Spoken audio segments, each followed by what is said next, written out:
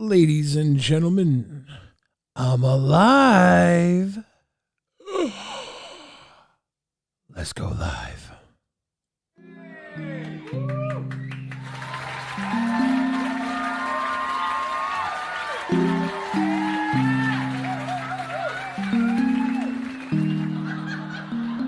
Hold up to the mothership, this one's on my bucket list. If my name don't get bucket pulled, I'm gonna be fucking pissed. The band is jamming, drinks are slamming, and the vibe is right. Been working on my minute, I'm so in it, tonight's the night. They dim the lights, shit is tight, and now the show opens. I wonder who the guest will be, maybe it's Joe Rogan, no joking. The spot is sauce like Polly's mom's spaghetti. Palms are sweaty, 3 other awful comments bombed already. Slow and steady, the weight is heavy, it's my one shot. So many drunk flops and dumb thoughts took up spots. It's getting close to close, William Montgomery. There's one less bucket pole to go. Fuck, it's me. Either I'm a real riot or I'm a real phony. When the crowd goes quiet, it gets a little lonely. If I own the moment, then everyone will know me. But if I blow it, I'ma kill Tony. Everybody here's had a club sandwich, right? But what if that club was other than a country club? Like, let's say that club was the Mile High Club. Would it be a weenie and some buns after smoking some bud? A hot dog's not a sandwich. Hey, what's your fucking damage? I'ma take you to the Fight Club. They serve a knuckle sandwich.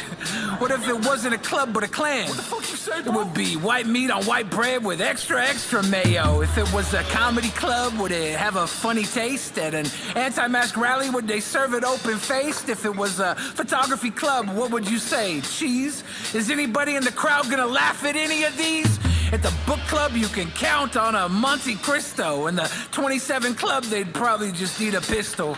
At a strip club, would you toss your bread up at some breast meat? Or would it be a sloppy Arby's roast beef? Let's eat. What? I guess I'm not in the cool kids club. Whatever, I heard they were served Subway Jared sub. Ha, fuck you all, you pussies. Keep on booing, do you really want to push me? I'm hecka offended, rock my Second Amendment, bare arms.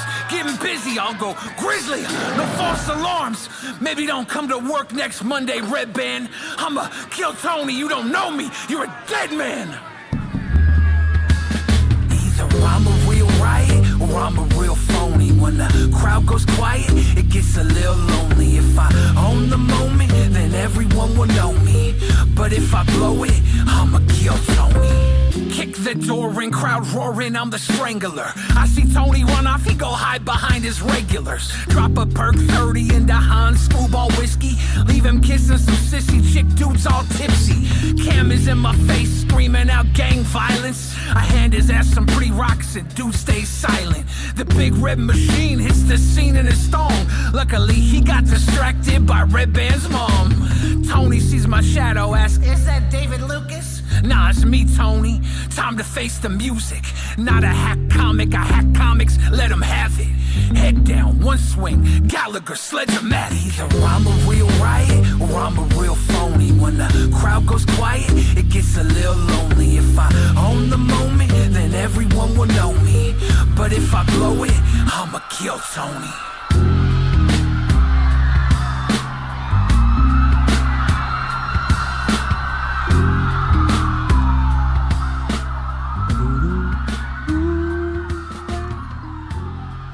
That was Kill Tony off of my album God Complex. I recommend everybody go buy the album, listen to it 1,000 times, give me downloads.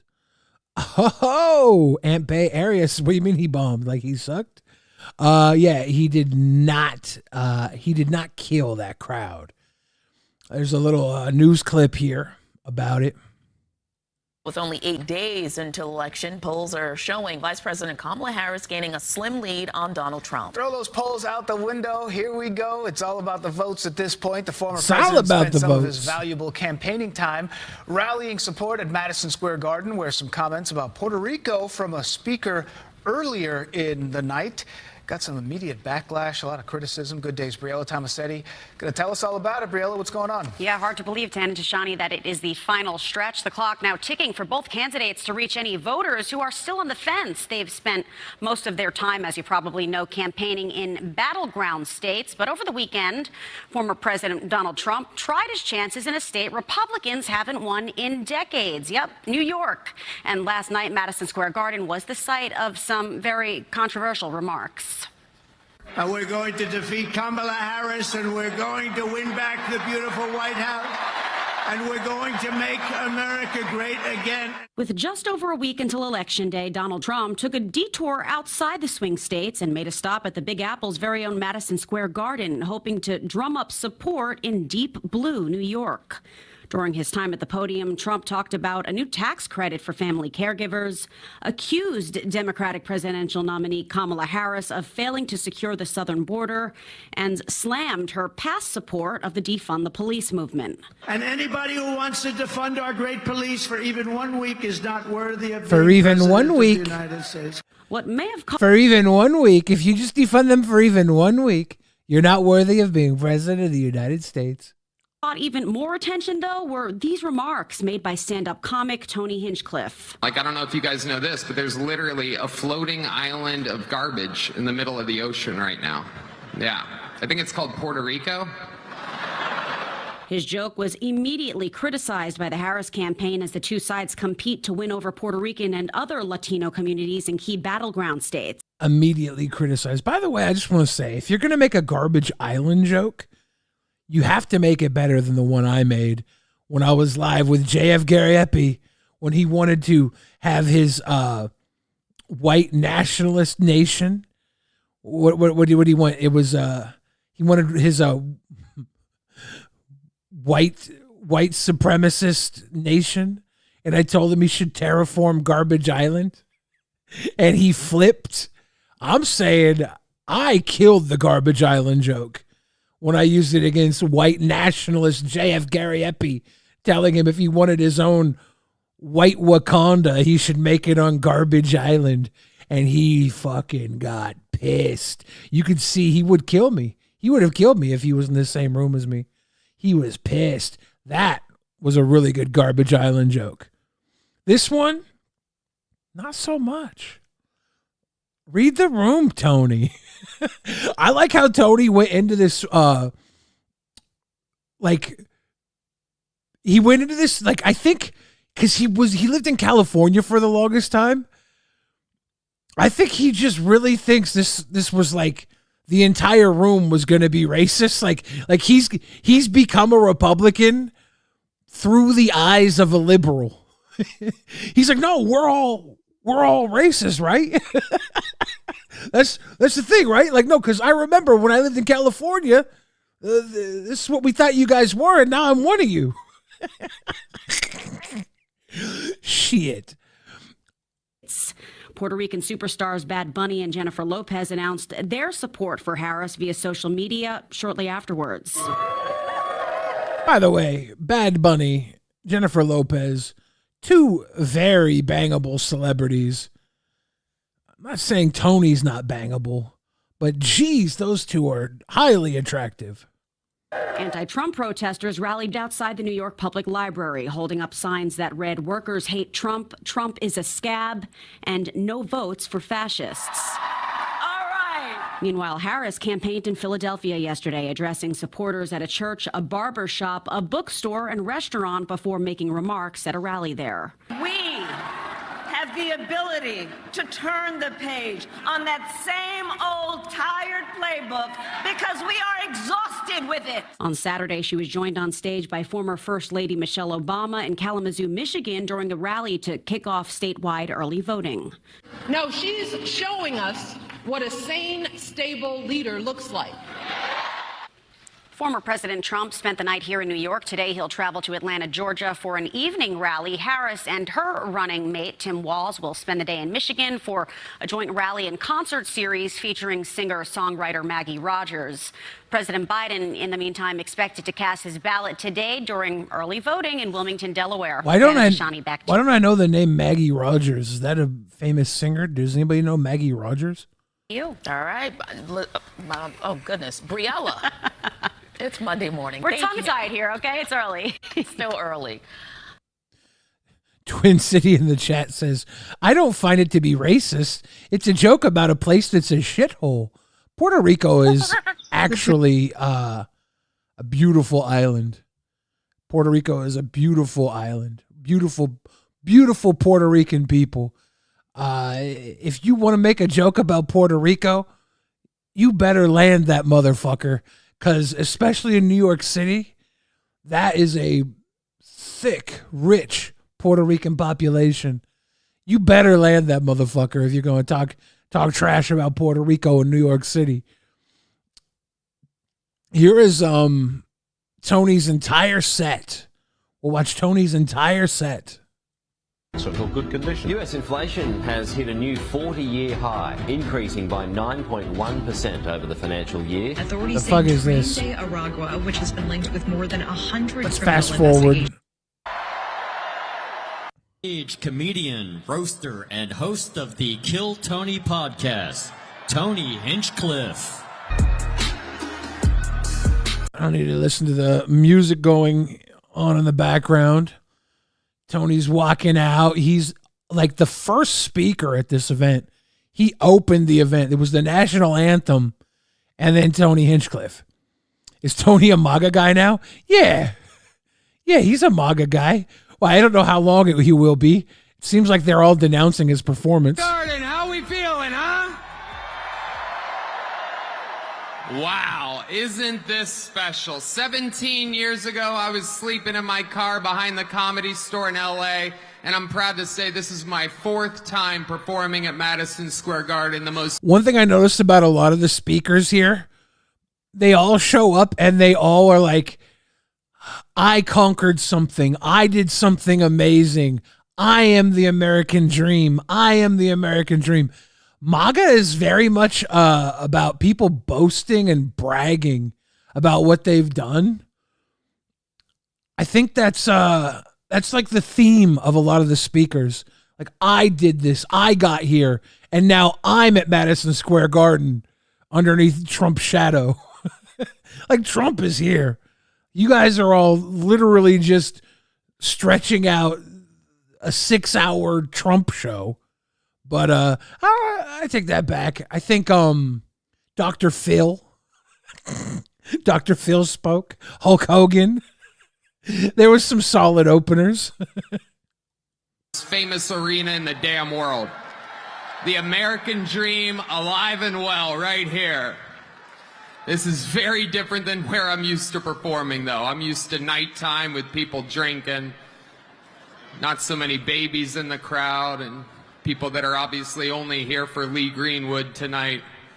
Lee Greenwood is awesome. Like, as all the MAGA celebrities that they have, Lee Greenwood is like the best. Because that song slaps. God bless the USA. It's so good. Normally, I don't make my political beliefs a known thing. It's divisive for a comedian to do that, but just know I sleep well at night knowing who I'm voting for. This was a good pander. Like, I'm gonna judge Tony's entire set. Me, the seasoned professional. I'm gonna judge the entire set. This was a great opener. He panders to the crowd, and then he delivers a really good joke. This joke is really good.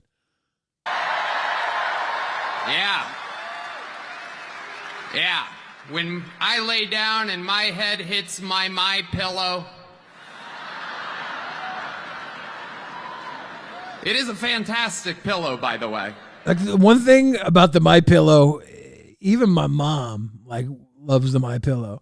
Like, it's a good pillow. So, like, this is all true. This is a good point. As psycho as the My Pillow guy was, dude had a good pillow. I was staying at the Four Seasons up by Central Park one night, and I laid my head down, and it felt so good, and I thought to myself, what an amazing pillow. I have a little bit of money now. I could buy a good pillow. And I took the pillowcase off, and there it was. My pillow, my pillow, my pillow. And damn it, I bought 4 of them. And if you use the promo code KillTony, you can also buy. That's funny. That's funny. I don't know if he's meant it to be as funny, but this entire thing is stacked with grifting. Everyone who's coming to speak is like announcing their org. I guess the alternative live stream, they had this window with like advertisements going. There's an advertisement that they got running where it's like, bet on Trump winning. Bet $100 and you could win $175 if Trump wins. There are like, it's just getting people who like believe in Trump to sucker more money in. So the Kill Tony drop there is like meta. It's on point. For my pillows. There's serious stuff happening, people. I live in the great state of Texas now. 18 years in Ohio, 20 years in California, and I got to see California turn to absolute horrendous thing. And traveling the world, I got to see San Francisco turn into one of the most demented cities, one of the greatest downfalls I've ever seen. And that is where the other candidate worked for 2 decades. And it's absolutely wild to see. And in Texas, stuff is really, really crazy. We're right there by a wide open border. Where are my proud Latinos at tonight? You guys see what I mean? It's wide open. There's so many of them. So he's dropping the anti-Latino rhetoric right off the bat, right? This is the character he's playing. This is the joke he's using to tell. And like, he is a comedian. This is a joke, right? But I really think he thinks the crowd was going to be more into this than they were, because he loses them. It's absolutely incredible. Believe it or not, people, I welcome migrants to the United States of America with open arms. And by open arms, I mean like this. It's literally like someone who was from California for 20 years, liberal California, then moved to Texas. It's like Tony has zero actual political knowledge, but 100% like believes the California view of a conservative and became that version of a conservative, and thinks that every conservative is what he thought conservatives were when he was from California. Because these jokes are like written from the side of a liberal. Like, this is something like Stephen Colbert would pull off in his heavily conservative character. He would make these jokes. These are in a way, they're hilarious. I don't think they're hilarious in the way he intended. Maybe, though. It's wild. And these Latinos, they love making babies, too. Just know that. They do. They do. There's no pulling out. They don't do that. They come inside, just like they did to our country. He's already admitted there's a ton of kids in the room. This is a little blue. The next few people that talked after him were cussing and stuff too, though. So it wasn't the wholesome. Like, I remember the Republican Party being so wholesome when I was a kid. That's why I fucking became a liberal. I was like, no, I'm cussing, dude. We're going to be rude as hell. But they're kind of like the rude party now. They do what inside? They come inside. The joke, the Latino people like to make babies. They come inside. They don't pull out. They come inside, just like they come inside America through the border. It's a joke. It's a decent joke right there. Republicans are the party with a good sense of humor. Free speech. Republicans are the party with a good sense of humor. You tell yourself that. You tell everybody that. They denounced him after this. They were like, we do not ride with that. Speech is under attack, people. I host a show, and each week I get updates what words we're allowed to use and not use anymore. It's happening right now the past few. I also do YouTube, and I understand the words you're not allowed to use are getting more ridiculous, but also your views are getting larger. So you're getting greater advertisement revenue. So they're going to be more strict on you now that you're getting millions of views an episode than when you were, coming up. You were able to get away with a lot more when you weren't on everybody's radar. That's kind of how this always works. Few years. It's a real thing. And, used to be able to tell people to Google stuff. My mom's a boomer in the state of Ohio, and there's no convincing her of anything. She's eating the cats. She's eating the dogs. They're eating the pets up there. It is absolutely wild times. It really wild. The that joke, eating the cat, eating the dog. My mom's eating the cat, eating the dog. She's liberal minded or whatever. I think that speaks to the audience. I think that was a. I think the eating the cat, eating the dogs thing is kind of overplayed right now, but it is topical. It is funny. It is funny to bring up. I really feel like this set was almost meant to make him look like an asshole in front of this crowd, because he is bringing up things that, like, I don't know if they need to be reminded of, but he's doing it.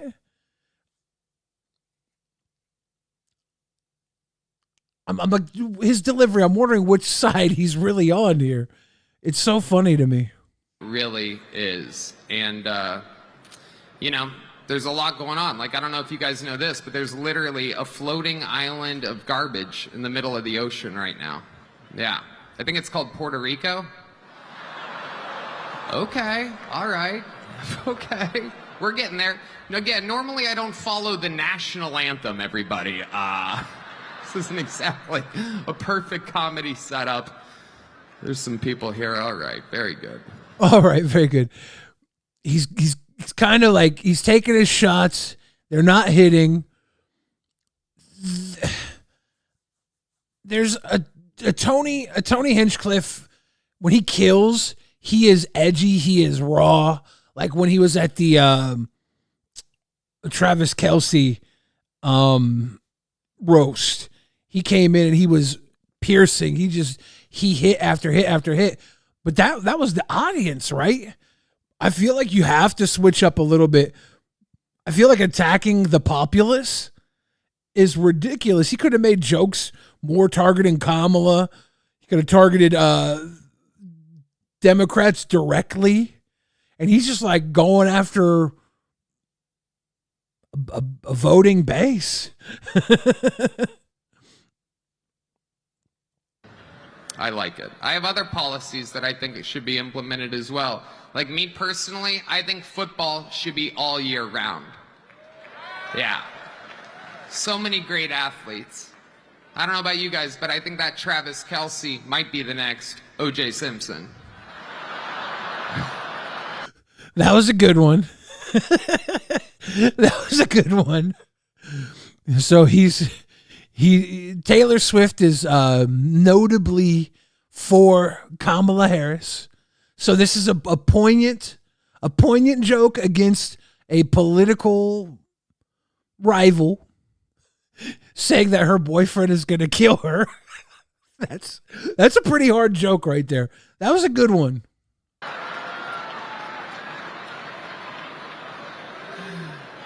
Feels good in here. The other side's got a lot of crazy endorsements. Swift, Eminem, Leo DiCaprio, Beyonce. Every day the Democratic Party looks more and more like a P. Diddy party. Oh, okay. Eminem is getting this rap that he was like somehow like a P. Diddy buddy pal. I never saw this. I always thought he kind of disliked Diddy. He was always more like he did the Tupac remix album. I kind of thought he was a little more West Coast, Dre, a little more West Coast. They don't really fucks with Diddy. I don't like him getting lumped in with this Diddy party stuff. Beyonce, obviously, Jay-Z's wife, Jay-Z New York. They party with Diddy in New York. Everybody in New York parties with Diddy. You can't help it. I don't know if Taylor Swift has party with Diddy either. I would slay as a Trump rally opener. I would know how to pander perfectly. I would go up and I would say, guys, look at me. I am the embodiment of fat America. I'm white. I'm morbidly obese. I'm a MAGA hog. And they would be like, yeah, MAGA hog. And they would start throwing spaghetti at me and I would just eat as much of it as I possibly could. Okay, maybe not. It was because he introduced Kamala in Detroit. Yeah, but Eminem introduced Kamala in Detroit, but he didn't kick it with Diddy. He didn't kick it with Diddy. It's not fair to lump him in. Okay, that's what you guys want. All right. Heck yeah. It's cool. Black guy with a thing on his head. What the hell is that? A lampshade? Look at this guy. Oh my goodness. I really wish I could see what this guy was wearing. Like, based on the description, he sounds like a fucking party dude. Wow. I'm just kidding. That's one of my buddies. He had a Halloween party last night. We had fun. We carved watermelons together. It was awesome. You guys are, this is a groany little morning crowd, huh? It's a groany little crowd. Yeah. Your watermelon joke didn't hit, even though it is seasonal. It is pumpkin carving time. It is a seasonal pumpkin carving joke. But yeah, the audience was not a fan. Got to watch the faces of people behind him. I'll pay more attention. It's tough to follow this audition for the next Commissioner Gordon's over here. That's funny. It is, though. It's crazy times we're living in. I mean, it's funny. They kind of like he's eaten the people before him. Like, oh, it's hard to follow these Commissioner Gordon auditions. I think they were the people that were singing the national anthem or standing the cadet guys, maybe. And then a little later, a guy comes out and he's like, I can't believe they got the comedian and the painter got more time to speak than I did. The real theme of this night was me. But everybody is there because they're like sycophants of Donald Trump. Me. Yeah. Half of them were like Trump, though. There was a lot of people that were like up Trump's butt pretty hardcore. Like Tucker Carlson, I thought delivered a great speech for Trump. Maybe I'm tripping, but I thought Tucker, like as far as what this was for, I thought Tucker might have been man of the night when it comes to delivering a coherent message to the audience to buff Trump up. Maybe I'm wrong. Did you see the topless J-Lo pics with Diddy, another topless chick and 3 giant dudes in towels at the Diddy party? She canceled her tour and fled the country after his arrest. I didn't know she fled the country. 30 likes, snitches. But yeah, I didn't know she fled the country. That's interesting. I'm sure there's supposed to be tons of videos of Diddy parties. I'm sure if what Diddy was doing with Cassie that came out in court documents and everybody else is true, I'm sure J-Lo's got some shit out there. Bromhausen says, is Billy a Democrat? Yeah, but only because I grew up in Seattle. I wouldn't call myself a Democrat, like really. I just grew up in Seattle, so I'm a Dem, but politics in general is kind of a fucking clown show, and I really don't respect anybody on either side who pays too much attention to it. It's like, oh, you got your little fucking sports team, your little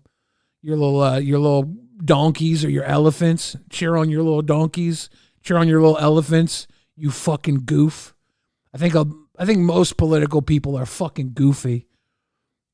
All these pointless wars. It is unbelievable what's happening right now. It is incredible. Ukraine versus Russia, Israel, it's like bad soccer games. Who even cares? What are we doing? Why is our money involved in these wars? That's a decent point at the end there. I thought he was going for a better joke with the soccer team analogy. He kind of just laid it out after the run on to be like, what are we paying for these wars? And then the crowd pops for that.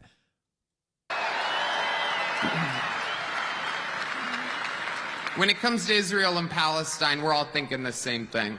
Settle your stuff already. Best out of 3. Rock, paper, scissors. You know the this is not a lot of people are talking about this one, but the Israel-Palestine situation is it is volatile. And he's just like, settle it with rock, paper, scissors, and then makes this joke. And you're like, oh, man. Good thing you started with that Puerto Rico garbage island line, because otherwise people would be talking about this one. Palestinians are going to throw rock every time. Palestinians are going to throw a rock every time. It's, as a joke, that's funny. In this current political climate, it's a hard one to get over, but it is funny. But you also know the Jews have a hard time throwing that paper. You know what I'm saying? All right, we're having fun. That was funniest because of the way he sold it. That paper, you know what I'm saying? And the audience like, oh God. I think that's one they groan laughed at. The earlier groans were like, oh my God. That one was like, oh, come on. But I think that joke was good, but fuck, that's hard. That's a hard one to get over. And at right now, too many people are invested in passionately, like defensively for if you're an Israeli supporter, you really are like, you believe these people are killing you, and then Palestine is literally just wrecked. Lebanon, it's fucked. That's a hard one to get over. Now we're cooking. Hillary Clinton said that this is a Nazi rally here today.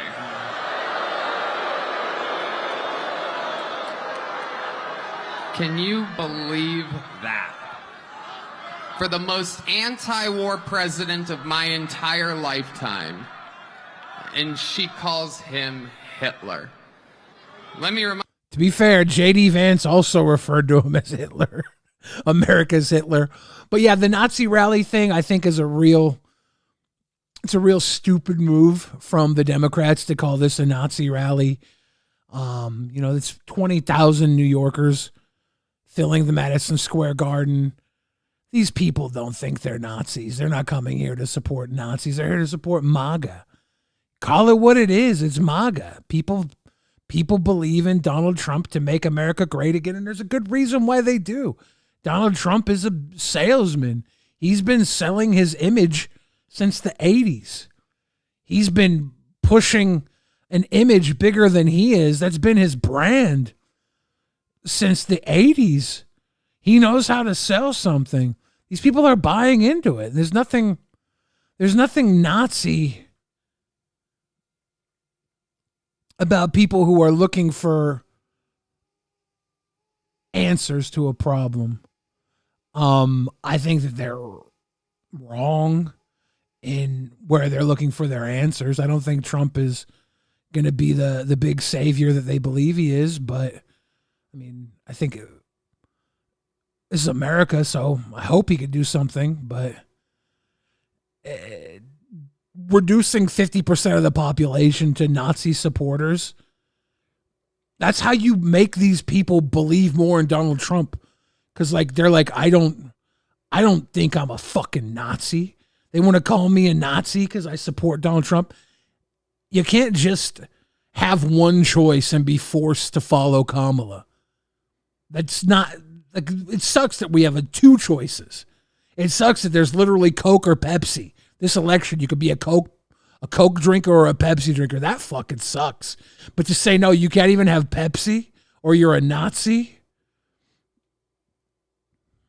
Like, that doesn't work politically. It doesn't work politically. Rest in peace, young Bill Fridge. They appealed to people looking for problems. There's problems.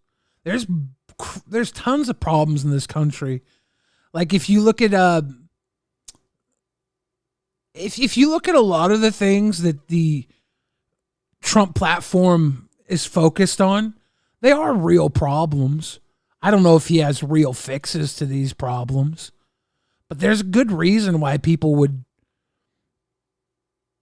choose Trump over Kamala. It's not, Nazi racism.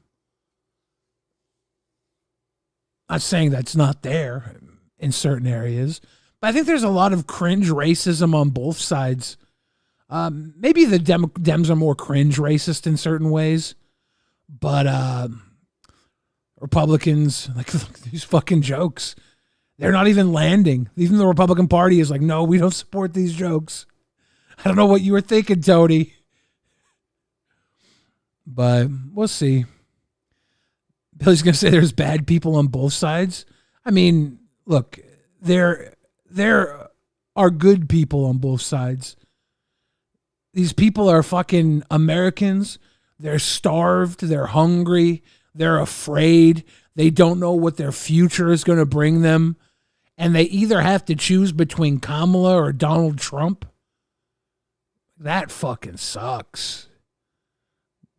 Go rob a bank. Do something for yourself. This is fucked. Mind you, Hillary, it was your husband who shot innocent people, or as he called them, interns. Yeah, Hillary, I bet you did not see that one coming. By the way, if I commit Nazi suicide joke. in 3 weeks, I didn't. That's a funny joke. If I committed suicide in 3 weeks, I didn't. That Nazi joke. I did not see that coming. Ooh. I've used that like 78 times on Drunken Peasants. It's a classic. You can argue who is or isn't spreading fear. Both sides are spreading fear.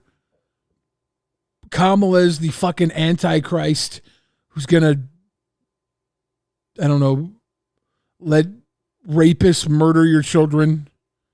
And Trump is a Nazi who is going to force your children to being born so that everybody can rape them. There's fear on both sides. Fear mongering is 100% a tactic being used in American politics today. Both sides do it. What you really need to do is sit back and realize these people all show up. Trump is Hitler. Kamala is the Antichrist. They all sit on the stage together and they talk their bullshit. They're all part of the same stupid fucking circus. Nobody is going to bring actual change. Trump had it in 2016 to 2020. He didn't drain the swamp. He appointed tons of people into his cabinet that were swamp affiliates. He didn't do what he said he was going to do. His reign ended in one of the darkest times for America. It was fucked. Anybody who says you were better off 4 years ago, remember 4 years ago, we were stuck inside. And it's no better now. The effects of COVID are long running. The effects of everything are long running. We're going to need a whole lot to get back on pace. None of this is going to be an overnight situation. Things were much different in 2016.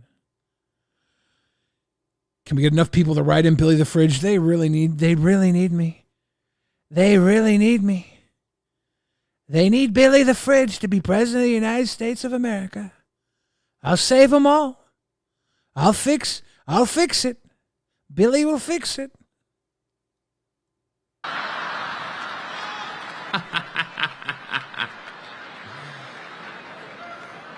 I mean, it's just obvious to me who the right candidate is. There's a guy out here dodging bullets. It is unbelievable, right? Trump dodging bullets.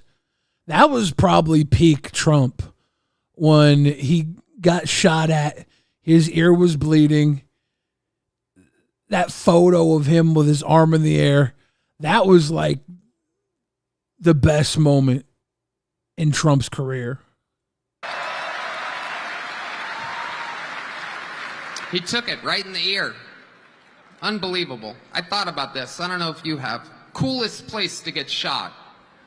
Like if you're gonna get shot anywhere on your body, that's where you want it. Right there. Technically, he got shot in the head, depending on if you're a Democrat or a Republican. Right? If you're a Democrat, his ear was grazed. If you're a Republican, he survived a headshot. It is. It's the best place to get shot. I love how Trump got shot in the ear, and like a great Regina George moment at the Republican National Convention, everybody was wearing ear bandages to copy their leader. It was so cute. Shot. It's the only part of the human body will drive a piercing through like a little girl's ear for no reason. Right? There's just it heals fast. Nobody cares. I like how he's comparing the president getting shot to a little girl getting her ear pierced. Like, is he aware of, like, this is a moment that they all think is like this brutal, awesome, manly moment that Trump survived a shooting. And he's like, yeah, like, you know, little girls get their ears pierced in the mall. What's the big deal? It's funny. It's the best place to get shot. He went down, saw blood on his hands. I'd imagine he thought right then, I think I just won this shit. I thought he did too. And then Biden dropped out. Kamala came in. I was like, oh, we got ourselves a race.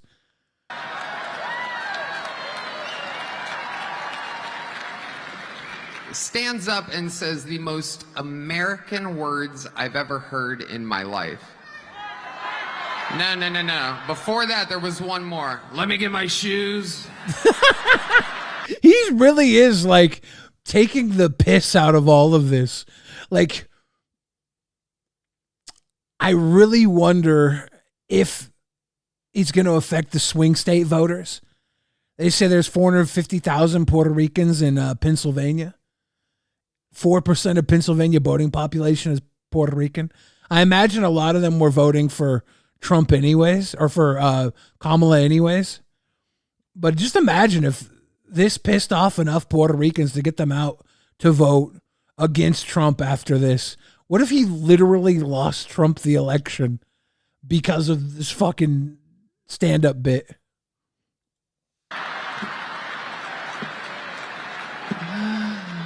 Fearless.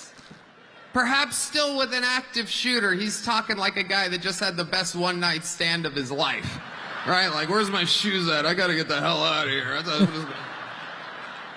Let me get my shoes. That's funny, because fight, fight, fight has been the huge slogan after all of this. And he's just denouncing it. Let me get my shoes.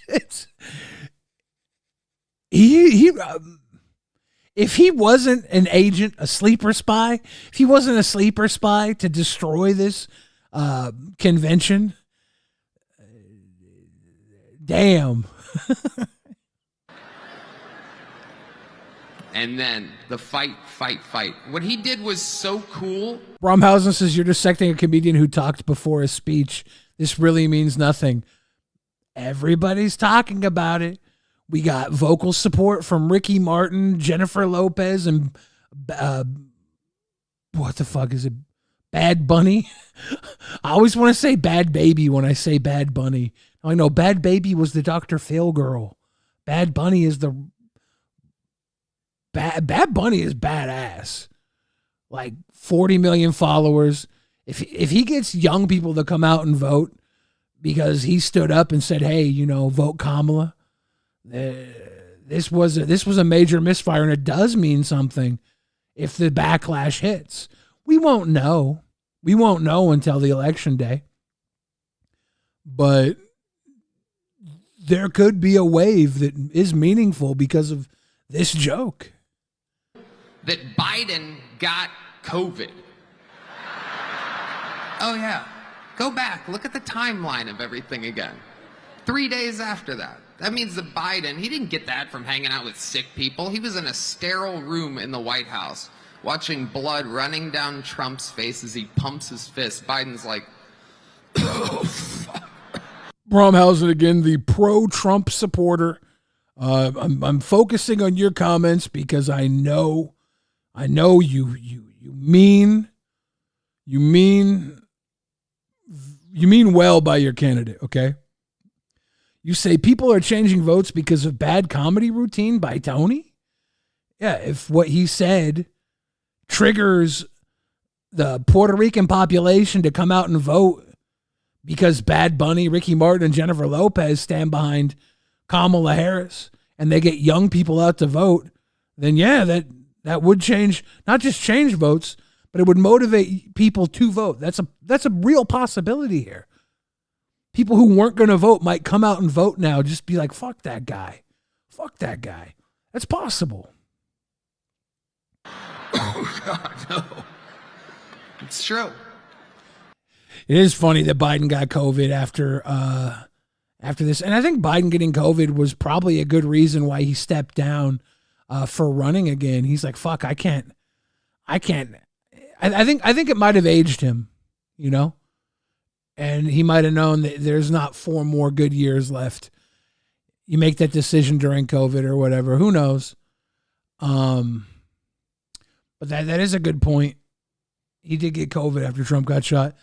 He made the joke, I think it was on Big Chillin', where the way to assassinate Biden would be just to, whoever's in charge of waking him up just doesn't wake him up. And he would just die peacefully in his sleep because nobody was there to wake him up.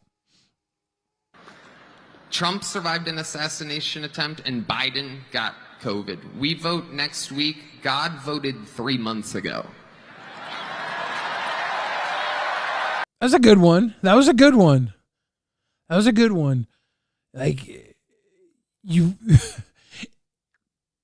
If the assassination wasn't staged, and I'm not saying it is or isn't, I'm just saying if it wasn't staged, then, you know, we live in a simulation or there is a God and God loves Trump, because that was too perfect. That was too perfect. It was just perfection. That photo, how close it was to his head, but for it just to nick his ear, like, that's crazy how perfect that was.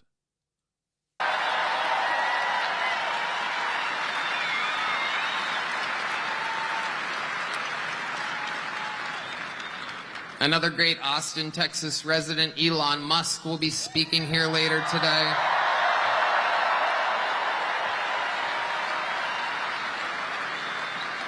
Unbelievable. Genius.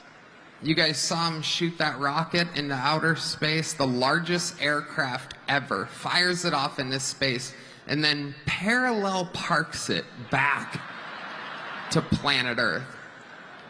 Meanwhile, Kamala supporters can't parallel park their Toyota Priuses properly. I have a Toyota Prius. It's very small. I parallel park it all the time in tiny spaces. I barely fit in the fucking thing because I'm so fat, but I can parallel park it. We do not take kindly to that comment, Tony. Sorry, I listen to Elon Musk. I follow his lead. The world's smartest, richest man has my attention. Except for when it comes to stock trading, then I listen to Nancy Pelosi. That was a great joke. Her accusations of insider trading with her husband. That was a good joke. But censorship is amongst us, people. It's a very, very, very big deal. And I'm just here to say that you guys are for the right candidate. Tell your friends. Let's close it out. And let's make speech free again. Make America healthy again. Let's beat the team from California. The team from New York should beat the team from California, not only in this election, but in the World Series of Baseball, America's sport. I love you, New York. God bless New York. God bless America. Let's make it great again. I love you. Thank you. Welcome. Isn't that cute how we live in such a simulation that our California candidate and our New York state candidate are going head to head, while our New York Yankees are going head to head in the World Series with the Los Angeles Dodgers? Cali versus New York on both planes. Isn't that crazy? Isn't that wild? Don't we live in a simulation, guys? Wait, no, Billy, please, no. You can't seriously be voting for her. I'm not voting for Kamala. I think that voting is voting is better left for people who believe in that shit. I don't believe either way. I think both sides deserve scrutiny. I think both sides are fucking so far removed from what they claim to be. And DeSellis is looking handsome as always, Mr. The Fridge. Yes, I'm very handsome, even though I feel very gross today. Part of my surgery was that I couldn't shower for 3 days, and I'm on the third day of no showering. I still have my surgery Band-Aid on. I'm not supposed to remove it. I'm itching to shower, like literally itching to shower. But yeah, I live in Washington State. Like my state's gonna go blue anyways. Like this is another fucking thing I hate about voting. Like one president can have the popular vote, but the other president can still win because of jurisdiction and electoral college. It's fucking stupid. If it comes down to 8 states, let them vote. Let them play the fucking game. Like, there's no reason for me to vote in Washington State. We're going to be so fucking blue. It doesn't matter. What's up, Amity Brain? How you doing? It doesn't fucking matter here in Washington State. We're going Kamala. I think Washington is Trump-proof. As a state, we have a whole lot of money, a whole lot of issues. I quite enjoy living in Washington State. And I do think we deserve better here, but I think we got it pretty fucking good. You're beautiful just the way you are. Love won't bring me down. Bring me down today. Okay, so that's Tony's set. I think there was some good stuff in there.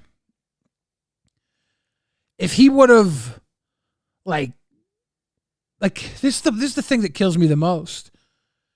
Like, he could have been safe. He could have like just made jokes. He could have roasted Kamala. He could have roasted Tim Walz. He could have roasted Democrats more. But he chose to go after, the base. He's acting like this is Kill Tony. And it's like, no, this is literally Madison Square Garden Trump rally. You should do some pandering. You shouldn't have took those risks unless you wanted to be all over the news. Unless you wanted this outcry. Because that's one reason to do all this. Here's AOC and Tim Walz reacting to the clip. These are terrifying. Absolutely wild times. It really, really is. And,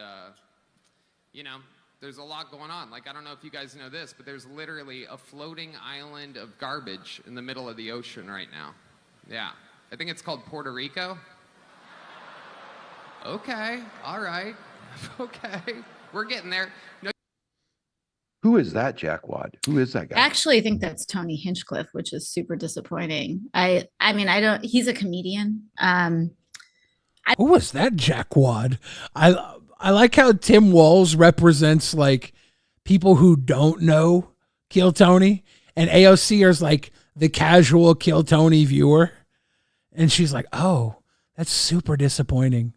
I don't follow look, this Trump, like this crew issue very with Puerto closely, Rico but- again. I saw it. This was when he went down after Helene, the horrific hurricane, people there, everybody coming together. We sent helicopters down from Minnesota and personnel. You know, this is how you do this during this.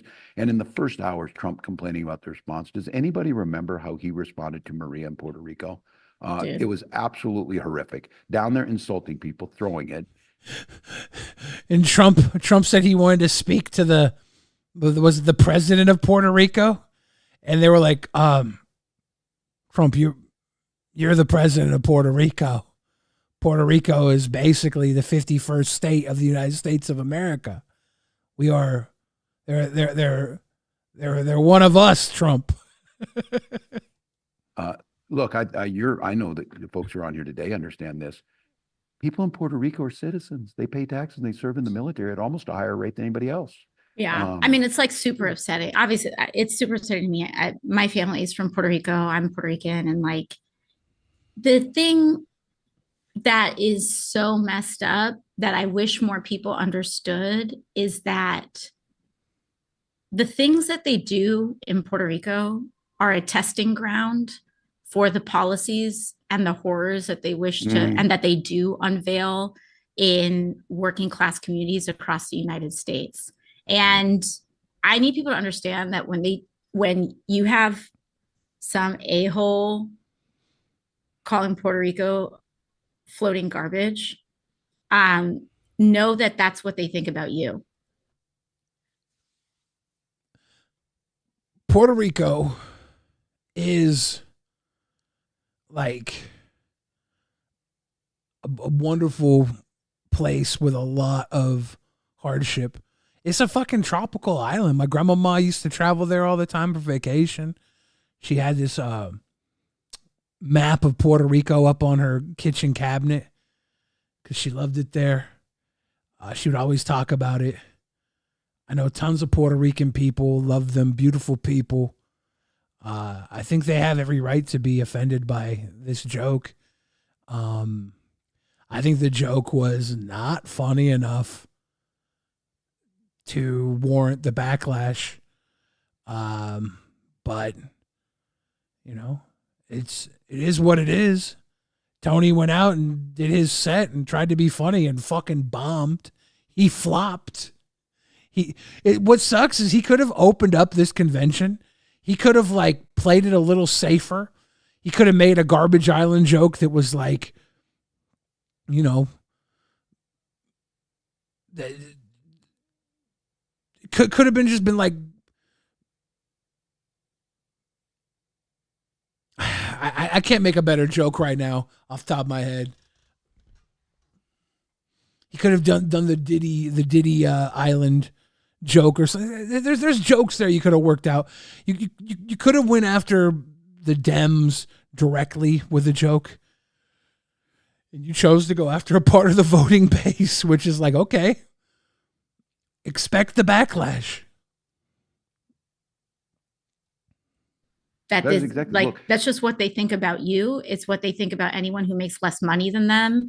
It's what they think about the people who serve them food in a restaurant. It's what they think about the people who fold their clothes in a store. Like, you're dude, right. Are you serious? Like, are you serious? Yeah, the privilege of being on this campaign is traveling across the entire country.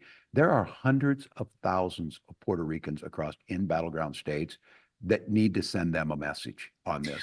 I want them to like gotta vote. Roll that. I want everyone in Philadelphia to see that clip. If you live in Philly, why don't you go and see that Reading? clip? Yes. If you live in Reading, Pennsylvania, which I was there. I was in Reading last week. If you're in Reading, Great if you're in community. Philly, Super, yeah. See, corsets and curls. The obvious joke is to call Staten Island the garbage island. They had the city dump for decades. Staten Island. That's the high concentration of conservatives, right? In the New York City area. That's the one with the conservative high concentration, I believe, right? Am I wrong about that? I always get so confused. I don't know how that joke would have landed either. If that was all, most people there were probably from Staten Island, right? Andrea Marie, good to be back. Yeah, everybody asking about the surgery. I will talk about the surgery here in a little bit. We actually have quite a bit of content, so we're probably gonna be hanging out for a while tonight. look at that trash. Like, what is trash is people actually just thinking of other human beings that way. Are you actually for real? And the thing that gets me is that these people rely, their entire lives rely on working class people. If you have someone that's not there to harvest the crops that show up in your grocery store, in your Erewhon or your Whole Foods or wherever it is that you go to eat, if you think lesser of working class Americans, of caring people for who our are children. I also think that's like, I think it's kind of weird how they immediately go to like people picking fruit when they're talking about Puerto Ricans and Latinos. Like that's not all they are. Like, sure, there's a lot of fruit that comes from these regions, okay? But it's like, you could be offended if you're Ocasio-Cortez as a politician. You could be offended by that. You can have Puerto Rican pride without also being desolate, you know? I don't know. I'd let her Haktua. You guys are wild. There was a few comments made by AOC. The fuck is this? I did not ask for it to restart. Let me pop this screen over so I accidentally click on porn. I always have to be careful. I'm going to find what Ocasio-Cortez said about everything directly. I think she directly talked about, like, in response to Tony. Yeah, it's this one here. All right. Tony said these people have no sense of humor, while the vice presidential candidate would take time out of his busy schedule to analyze a joke taken out of context to make it seem racist.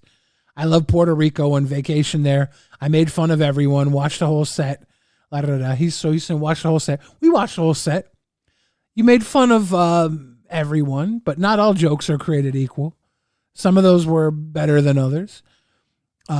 Alexandria Ocasio-Cortez says, can't get over this dude telling someone else to change tampons when he's the one shitting bricks in his Depends after realizing opening for a Trump rally and feeding red meat racism alongside a throng of other bigots to a frothing crowd does unironically make you one of them. The crowd really wasn't that into those jokes. They were groaning. Even they were like, oh, come on. You don't love Puerto Rico. You like drinking pina coladas. There's a difference. Okay. I think I love Puerto Rico and I like drinking pina coladas. And I know the difference. So she's got a point there. So were they really playing Dreamcast on this stream? Shut up. Is this real? Was he playing Crazy Taxi with AOC?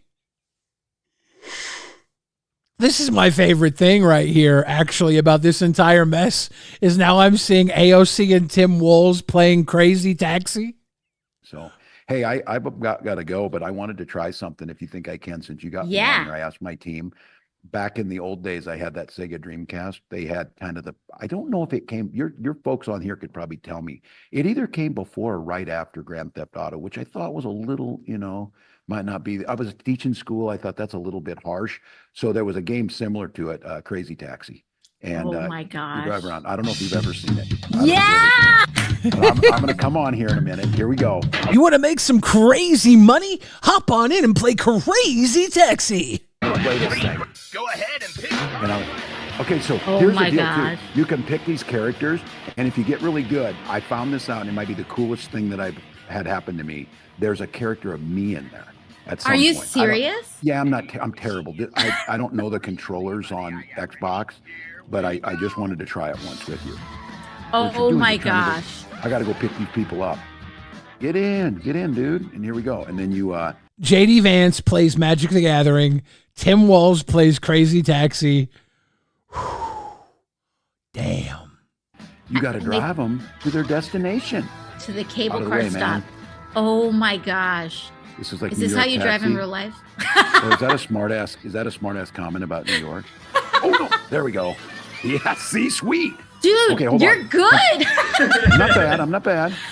Oh my god. Wait. Okay, Smokey of Stormwind, are you fucking tripping? You say he crack out his PS2 to play this banger? Bro, Crazy Taxi was Sega Dreamcast. Sega Dreamcast. It was not on the PS2. Or maybe it was. But it was Sega Dreamcast. It was like Sega Dreamcast's best game. Oh, Wait, dude. you're like he overran his actually- spot. I had the money in my pocket. Here we go. I got it. I got to just Run go the in there meter, and run the meter. I got to get my money. Oh my god. Gotta get my money. Bob, give me the money. He's over here like he's literally like a pimp. I gotta get my money. He's playing Crazy Taxi, guys. All right, Cash. give me the cash. Now I got to go pick up somebody No else. tap to pay here. Crazy Taxi was ported to Xbox. So is he on Xbox? But he says in the title, brought back a Dreamcast classic. Heard MTG also plays MTG. She did a bit with Tim Pool where they played Magic the Gathering with Marjorie Taylor Greene. What is this? Is this no? Let's look at this political ad. I haven't watched it, but I saw like 2 seconds of it, and I was like, "What? Gotta watch this on stream." Let's check this out. You guys seen this one yet? What are Donald Trump and his friends preparing for a second term? A little something called Project 2025. They're going to eliminate overtime. They want to scrap child labor laws, your pensions canceled, along with your retirement. These weirdos want to roll your rights back, way back. Because the truth is, if you don't have a seat at the table, you're on the menu. That's so fucking gross. That's so gross. That is so gross. That's a very gross ad. All the slurping and derping. Oh my goodness. What the fuck? So that's all the Madison Square Garden content that I had together. Everybody keeps asking about the surgery. I got the pacemaker put in. I'm cyborg now. I have this bandage covering up what I assume is a scar. That's a real ad, yeah. I assume it's a scar. I've been able to take the Band-Aid off for a few days. That'll be interesting to see. I was told that it's surgically glued together and it's been healing under the Band-Aid. I went in Friday. They take me into surgery. They put me on this tiny table. It's so thin. I'm like balancing on this table. They build like a tower around me to hold my arms up. They slide in these side tables.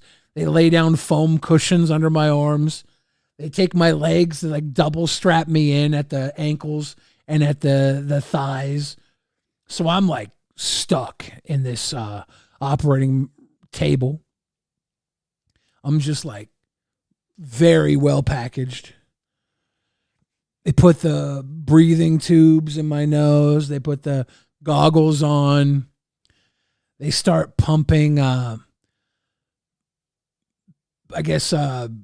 pain medicine. They start pumping in calm, relaxing medicine. One of the doctors comes up and says to me, a nurse or doctor, I don't know. She's like, "Yeah, you were in here, a few months back, and I worked with you. You might not remember me." And I was like, "Oh no, I remember that. Yeah." There was an issue where my heart got so low that they were worried I was gonna die, and it's very interesting because my heart. This was last time I was in. My heart rate was dropping so low because of a medication I was on, plus a medication they gave me to lower my heart rate. It like did double duty. And I think it got down to like the 30s or 40s at one point, and they were very worried about me. And it was interesting because my heart was going so low that I was like getting dangerously low, and all I felt was really, really tired. They're like, "Are you feeling okay?" I was like, "Just tired." And I guess that was me like slowly dying. But she sat there and took care of me and made sure I didn't die. Mono Cabello funded $5. Hey man, what's glad you're back? Yeah, glad to be back too.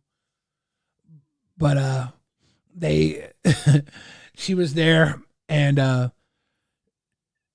name was like Julie, and I was like, "Oh yeah, I remember you." And then another doctor comes up to me and was like, "Do you have a playlist request? Any sort of music you want to listen to?"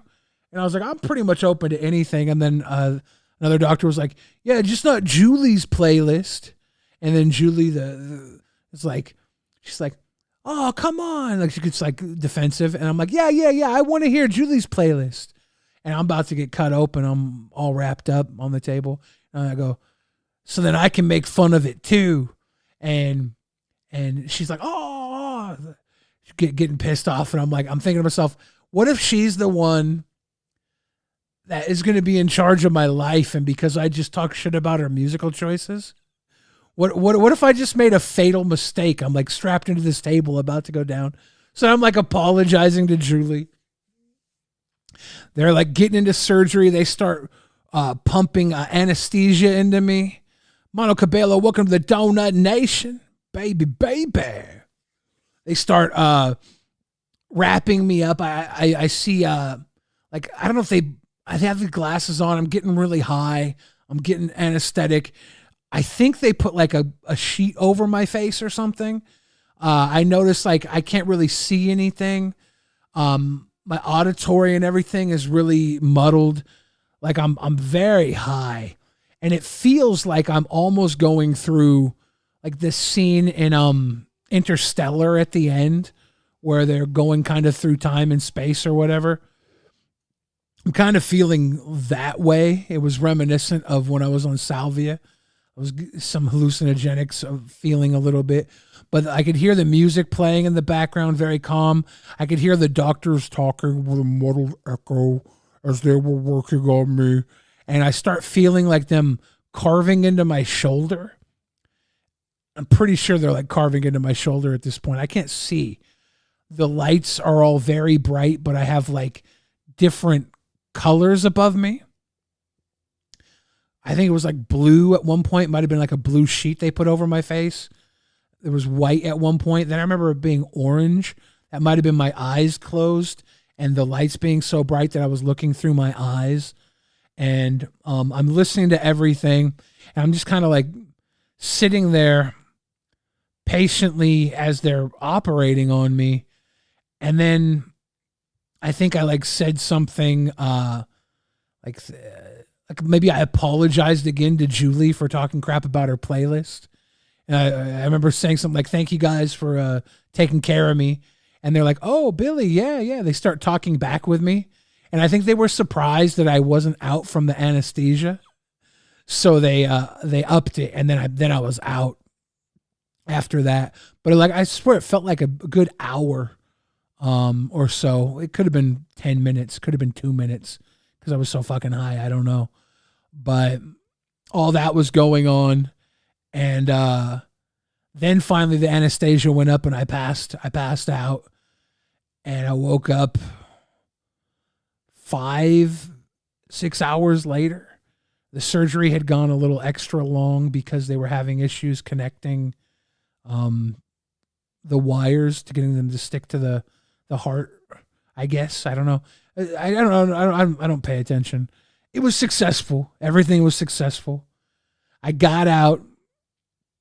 Now I just have to be careful not to pull the wiring as it heals. The pacemaker heals against my heart. I have to be careful not to rip anything out. So I'm being extra chill and relaxed. I'm not allowed to lift my arm above like this level.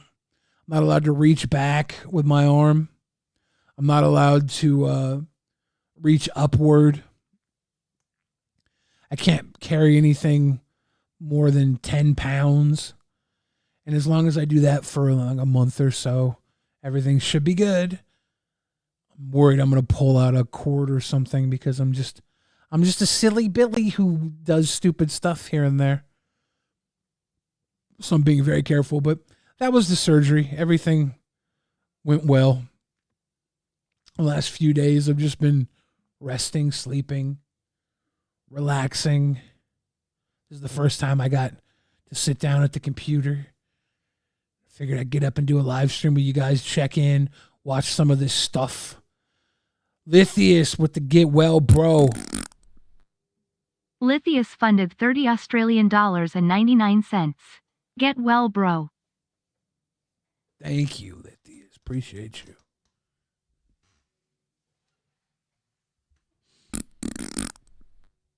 Andrea Marie funded $5.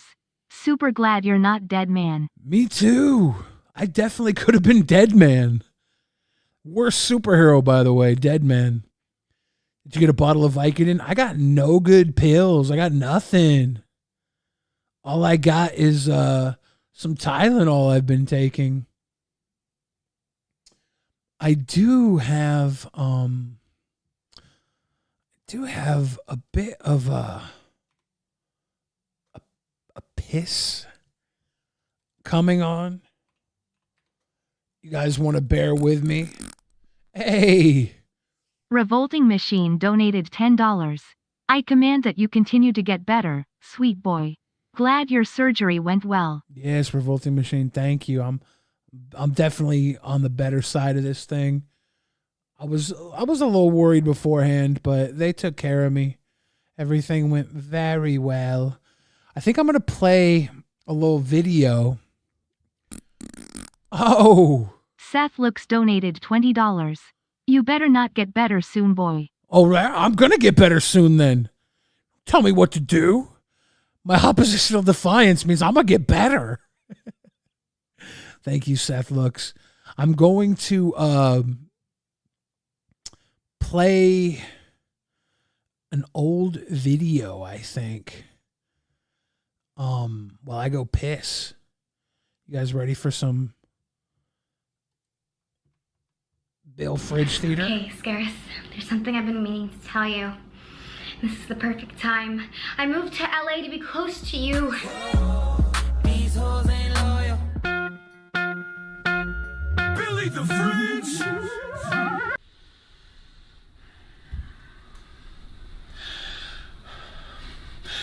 I gave everything. Zoe Berger, I was such a good boy. I made you a beautiful song. I said beautiful things about you. I defended you when everybody else called you a slut or a whore. And I did it out of love, not because I wanted to fuck you. I mean, it'd be nice, but that's not why I did it. I did it because you're a beautiful, beautiful young lady with a whole lot of views and subscribers. And I'm looking for somebody I can love and be a power couple. We could take over YouTube. And what'd you do? You fucking chased after that fat shit Scarce. I got Scarce here. Another boring day of the news. Hi guys, Scout's here. Guess what happened today? I was boring as fuck. You want boring? And maybe I got a drawer full of boring here for you, Zoe. Empty. Scarce fucking empty. Not empty like my threats. They're not threats. This is passion. This is what a real fucking man does. He shows love in the form of action, Zoe Berger. So this is my action.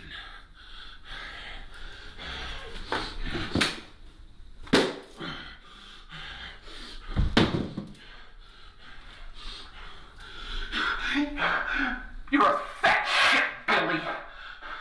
Nobody will love you, you big fucking pig.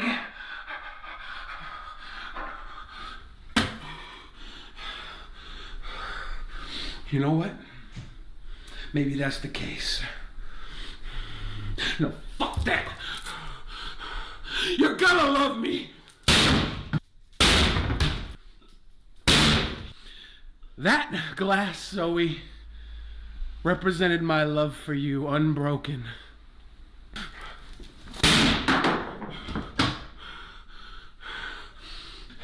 It just won't fucking break. Okay, you broke me, Zoe. You're done. Ever since I met you, I've been trying to forget you, but it ain't easy. No, it ain't easy. I thought I loved you, but now I don't want none of you. Dude, my 2017, 2016 YouTube, my YouTube stalker run. So good. I got old Onision stalker videos. I got them all. I had a good run as the YouTube fucking boogeyman.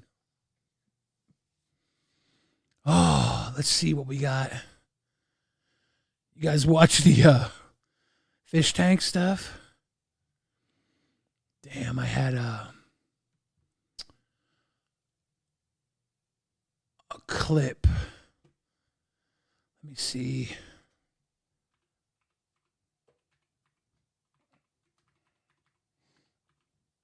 Type in wop bop a loo bop a lom bam boom.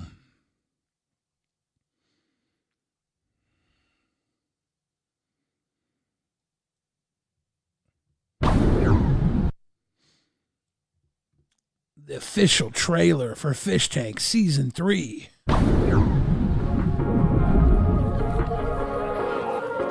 Welcome, welcome. Ha ha ha ha!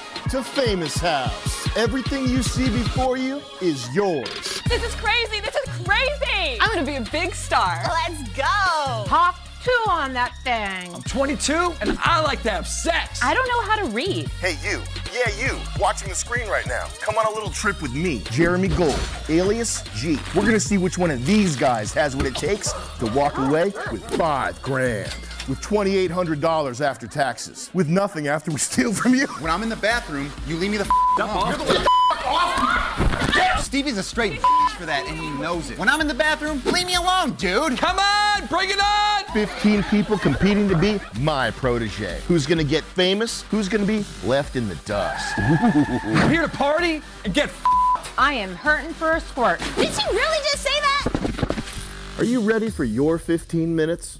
I'm 22 and I don't give a This season, we're doing things a little bit differently. Got to pause. We got the gifted membership. Mono Cabello with a gifted membership to Smokey of Stormwind. What a sweet little gift. This trailer is this is not the actual cast for season 3, but this is the house. The house is pretty fucking pumped. Ain't no way y'all are ready for this. A little drizzle, a little drizzle. Ooh. Time out. I'm pregnant? Let's fucking go! You respect when I'm in the bathroom. Out here. You selfish. You guys need to chill. This is Famous House, not Fight House. Bad vibes. This season? This season? This season? This season? Welcome to the Famous House. You are not going to believe this. This season? This season? This season? This season? This season on Famous. This season? Make yourselves at home. Famous House. Hot tub much? Oh yeah. I'm thinking things are about to get a little bit cray-cray up in here. She's an anorexic psycho. Just jump off a bridge, bitch. Hey, y'all saw me macking on Shorty, right? She was feeling the vibe. We got fights and all that on Famous House. Step it up to the extreme. Oh, come on, guys. Put it again. Hang on to your hats. So that's it, y'all. 6 weeks, 15 contestants. Oh, This is 2.5 minutes into it. There's still a whole fucking minute left. This is a big, long trailer. and don't forget, $5,000. Be there or be famous. See you then.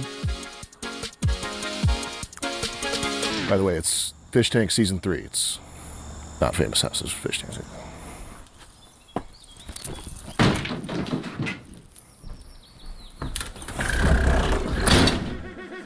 How could you do this to me? You said you loved me. I trusted you.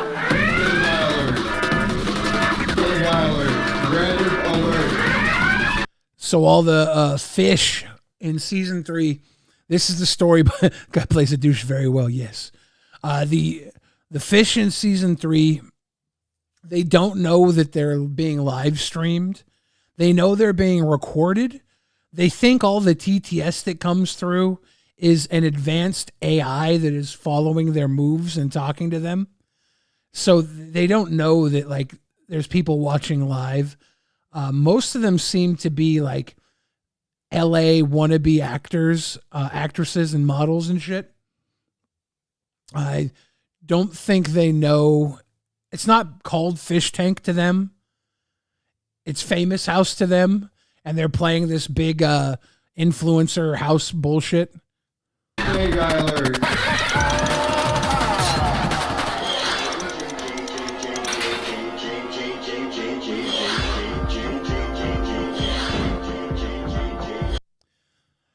And then it runs 24/7, and they have multiple cameras throughout the house. And on the website, you can log into each different room and watch the different rooms all day long. Like I think it was last night, one of the guys was sleeping in bed, and he was just like jerking his dick off. He was gooning. It is midnight with the infrared camera. He's not realizing he was getting fucking little Peaky Blinder. This is one of the guys, Alex. Now, there was a scene, I thought I had a clip of the audience talking to Alex, but it might have got, they were talking about him using the N-word, and he was like denying that he did. But this is their interview with Alex talking about him using the N-word. So this, we don't need to roll camera on this. Okay. The N-word situation. Alex looks like a total like spastic meth head, ex-fun boy. He's just like a fucking, he looks like he's out there. My brother. Did you What's hear going that? on? Did you hear? Here's the weird thing. No, literally, she says, I said that, and she said, no, you said, she goes, no, you said. Random guy says the best way I've heard Fish Tank described is Big Brother meets the Stanford prison experiment. That's literally how they described the battle cam house when I did basically, I was doing the RV trips and the Fish Tank shit before everybody else because of Alki David, the crazy billionaire with battle cam. We were doing this stuff. We did 24/7 multicam fish tank stuff. He sounds like he's tweaking, right?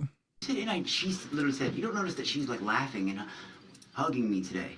Because, and then all of that came, I invite, like on the cameras, sometimes, like, if we can hear me say that. Because I would never, ever, and I do, if you look on the page, I wasn't lying about the whole, like, half of my family is black. Half of the people that doesn't matter. And I mean my immediates. All my 3 out of 4 of my nieces and nephews. That doesn't mean you can say it, man. No, never, sir. Dude, did you know I got on my, like, I was like, if you know what, if I did, I don't remember doing it, but if I did, it was this is terrible to say, but a long time ago, being young, stupid people would be like, hey, what's up, ma? And then, hey, I didn't even do that. I said, what's up, man? He has crazy tweaker energy. You know, but, I didn't even, one, I would never use the word to begin with. That's what upsets me. But 2, like, I didn't even know that she was colored.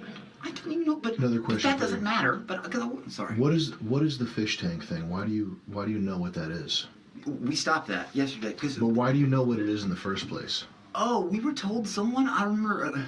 Is it from the initial casting? Yeah. Okay. And we didn't. And as soon as he told us to shut it down, I haven't said it. But you didn't look into what fish tank is or anything? Fuck no. Okay. That's a business. No, I swear. Fuck no. He's hella defensive. It's a business we were involved in. It ended badly, and there's legal. Did you look into Last Man Standing? Oh, I found Tim Allen. Yeah, I tried. Just don't mention it's because there's legal stuff going on, and it's not good. Guys, all right. Listen to me. I don't think you will quite understand. Here's the thing. Did you look into Last Man Standing? Tim Allen. He's so trash, tweaker, like conspiracy theorist weirdo. He's crazy energy. Whatever you tell me to do, I'm gonna do. Black people, they have actually reacted positively to your use of the N-word. I shit you not. If you look at my family, I'm not lying. 3 of my 4. So his face looks like it's made out of clay. It doesn't look real. He's like a cartoon. And if you look at my friends, my pictures, dude, most of them, Justin Yeager, Juwan Sanders, if they were like my brothers, like these are really good people. And my brother, Tracy, Militia, Yanthia Dames, he was in my family before I was. We don't want to encourage it. I won't do it again. But if you have to use it, you're what? God. Yo, give us a second. Oh my God, you are fucking Thor. Hold up a second. No, Odin. He's so fucking out of it. Oh my God, you're fucking Thor. Hold on a second. Noted. He's not real. He's the best. Come on, bro. No, bro, that was Alex. So the long story short is people generally, I think, are supportive of your use of the N-word. So if you feel the need to use it, I can't tell you how to talk to these people. I can't tell you what's going to make you more popular. They're fucking with him. They're baiting him to go out and use the N-word. And they're fucking... There's the other dude in the house who's like killing it. Bert. Oh my God. I can't wait to show you guys Bert. I'm sorry, man. These people. Black people. Really? Our editors who've looked at some of the footage that we've preliminarily got here. If you look at my page, I have a lot of black friends. I think a lot of black families. The consensus with our black editors is that you have street cred. My brother. Okay, remember about that wedding I was telling you about? Good talk, Alex. Okay. He looks so fucking... He just looks like the craziest meth head. He's got super meth head energy. This is Bert. Bert is in the house. Bert was the one that was caught jerking his dick off in bed the night before. I don't know if we'll watch this whole confessional, but Bert is fucking mad. All right. And sit comfortably. Sit how you'd like to sit for the duration of the interview here. Oh, how many minutes is it? This will be like 5-10 minutes. So. All right. Comfortable right there? Yeah, I think that's fine. Cool. Alright, we'll just level this out. Boom. And come up a little bit. Just a smidge more. Perfect. Okay. You gonna start talking to Bert? And this is Bert entrance confessional, day 1. All right, Bert. Couple of things before we start. When I ask you a question, make sure that you rephrase the question in your answer. So, if I said, "What is your favorite bedroom in the house?" your answer wouldn't be bedroom 3. It would be, "My favorite bedroom in the house is bedroom." You know what I mean? So just repeat the question in your answer, and then also look right into the lens here when you're talking. Okay? Let's go ahead and start. I got media training. I always respond to questions with the question and the answer because I'm so fucking Hollywood. Let me just get you focused here. Let's go ahead and start with just the basic information about you, okay? So name, age, where you're from, and then talk a little bit about why you felt compelled to come on the show, okay? Okay. And we can just start whenever you're ready. Look right into the camera. I'll call action. Okay, 3, 2, action. Hey, what's up? I'm Bert, B-U-R-T, like Black Urban Rip Trainer. I'm 35 years old, gonna be 36 in November. I'm from Jersey. The reason why I wanted to be on this show is because it seemed like a good opportunity for me to get my name out there, to build my career connections, get more followers, get more engagement, and hopefully it can lead to other opportunities that'll benefit me for the future. Okay. Talk a little bit about your life outside of the show. What are your hobbies? What do you like to do? Have you, dabbled in entertainment before? Just tell us a little bit about your life outside of the show. Yeah. All right. My life outside of the show, what's been going on with me, right now I'm a volunteer firefighter for the Roseville Park Fire Department in Jersey. I'm also a certified weightlifting coach, and I do a bit of personal training as well.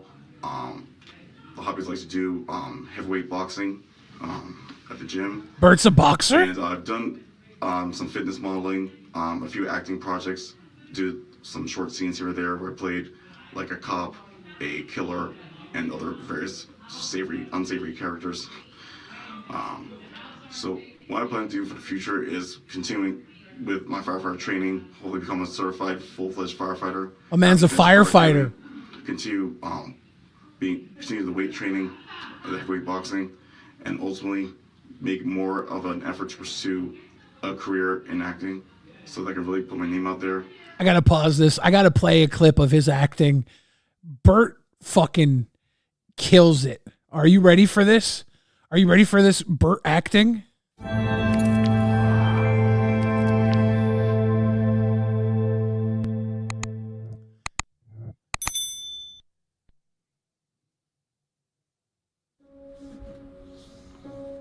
It's been a long night. Here, have another drink. You need your rest.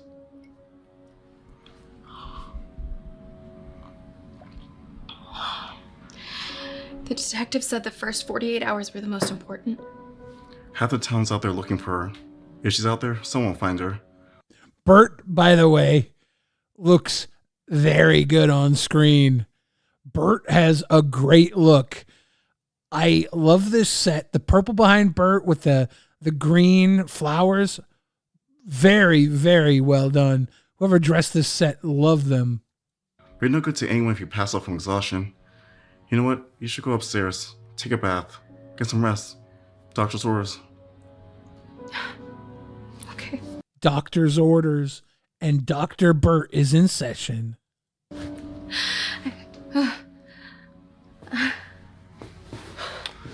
I told you. You've been doing too much. Wait, I didn't.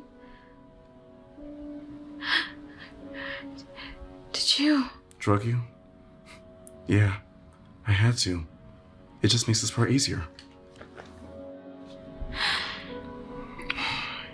You know, it's the ones like you, the ones that push everyone away. You're the ones that give me the most enjoyment. The easy ones, the ones I meet at a bar and go home with, they're like junk food, empty calories. But you're a gourmet meal, and I'm gonna take my time. Bert! Bert, no. Bert, no. You are never going to get away with this. Oh, sweetheart. I already have. Holy shit, Bert. The Oscar goes to Bert O'Bang. Okay, so there's some clips of Bert in the house. This is Bert just walking around the bathroom by himself. We're getting so PC nowadays, and this political correctness shit is like, I can't. Publicly speaking, I almost lie. He's complaining about political correctness these days. I would probably never be cast as the killer. He's complaining about because of political correctness, nobody will cast him as the killer. He's a black man in America, and because of political correctness, he can't get his killer roles. He's pissed. Because it's not because in 2024, it is not the good look to cast who play the darkest skin person, male, a very dark skinned black man as the rapist, as the rapist, the killer. That's the rapist. The back, like, no. Exactly. This is a little direction. Which I can tell by default now. And because this is what I'm using. Like, if there's like a murder mystery, I assume all the. I don't know if he was monologuing or if he was having like a mental break, but he is he's complaining because they won't cast him to be a rapist because political correctness is too woke. Is this real? Yeah, this is from Fish Tank today. I think it was earlier today. Here's a clip from Bert. They clipped out a clip of him in his confessional. If I can be any actor I want it to be, assuming age, race is not an issue, it would be the actor Kyle Gallner, where he played like the serial killer, rapist, bad guy type of thing. That's some of the like roles I like to play. The seems like a nice guy on the surface, but deep down is a fucked up asshole. Like, I love playing twisted, sick, unsavory characters. The more sick and perverse. God damn it. That was a clip of him. God damn it. Bert is out of his fucking mind. I love it. This is where Bert tells Binks, another housemate, what most of his meds are. Today, let's see. Let's see. Yeah, that's a Claritin today. I'm going to take Benadryl against tonight help me sleep. This also helps me sleep. Do you not sleep without this medication? What does this one do?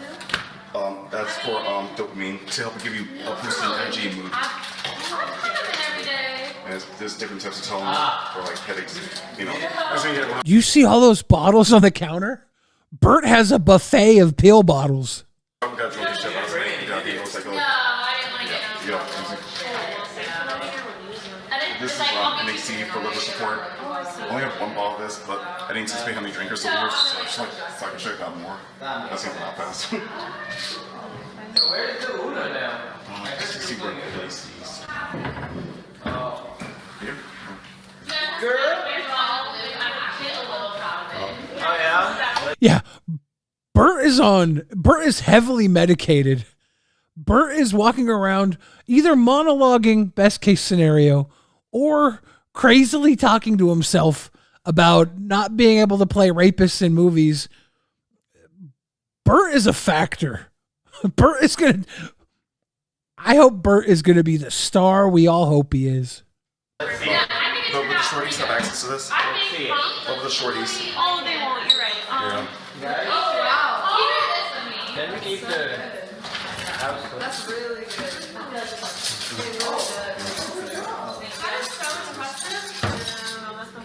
How do you put them on the counter? This is perfect. Oh, two. Yeah. Okay.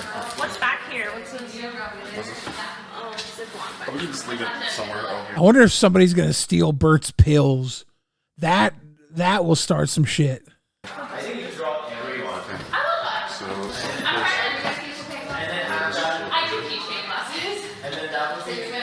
Bert is heavily medicated. Bert, I don't know if Bert claims to have telekinesis, but I think I heard a clip of him saying he has telekinesis. This is him using telekinesis.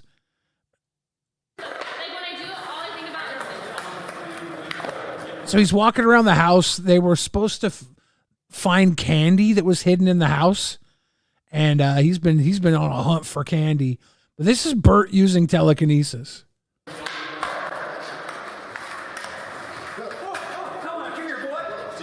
Ted skates by him. Bert gives him a sonic telekinetic blast. And what happened? Ted's on the fucking ground, dude. See that shit? Bert did a telekinetic psionic blast. Watch him do a sonic blast and knock Ted on his ass.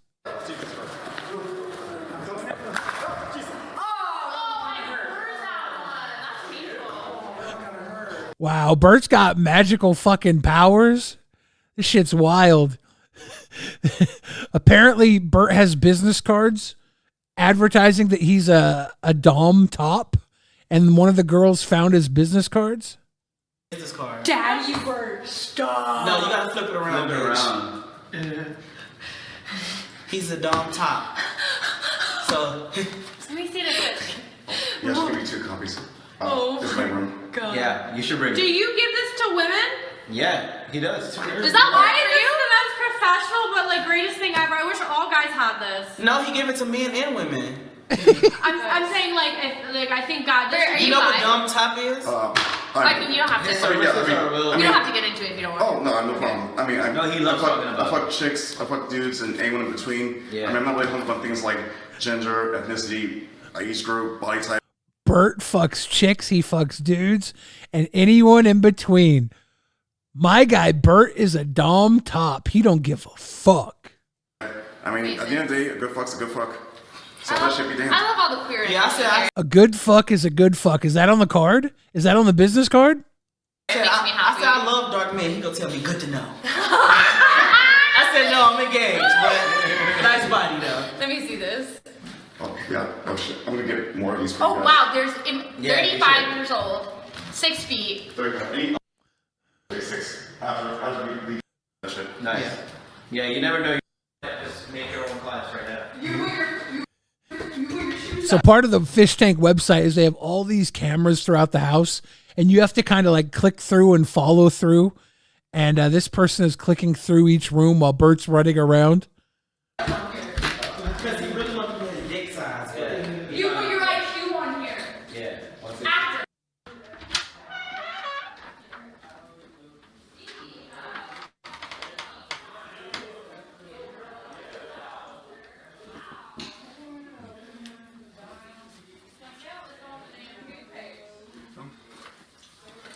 Uh-oh. Bert's got to get him his peels.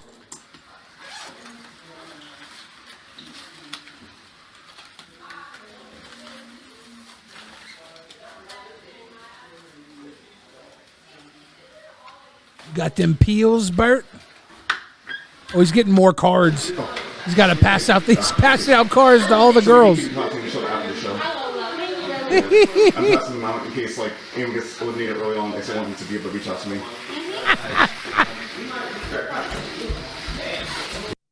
Fucking Bert passing out his dom top business cards. Daddy Bert.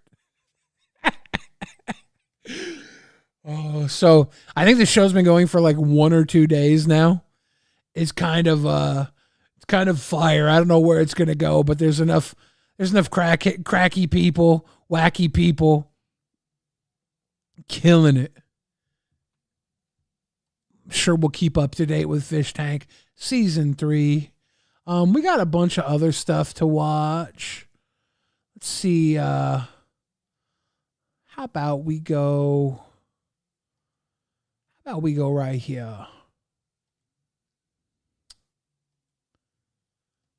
Let's do I found this cartoon. I don't know what to think of it. You guys want to follow through? The Saturday morning cartoon.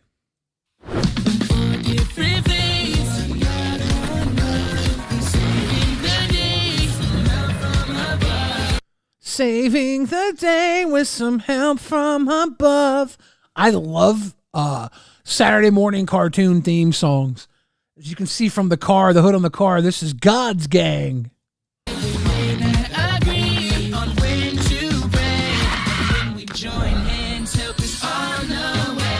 See them join hands and they formed a peace symbol? This is crisscross. His mission is love. Special move, turn the other cheek action. His hidden side, he's a mama's boy. Crisscross. Crisscross is strong and kind combined. Sumo Slim stories are hypnotized. Oh, gotta go back. Sumo Slim. Mission is harmony. Special move, hypno storytelling. Hidden side, he's a master chef.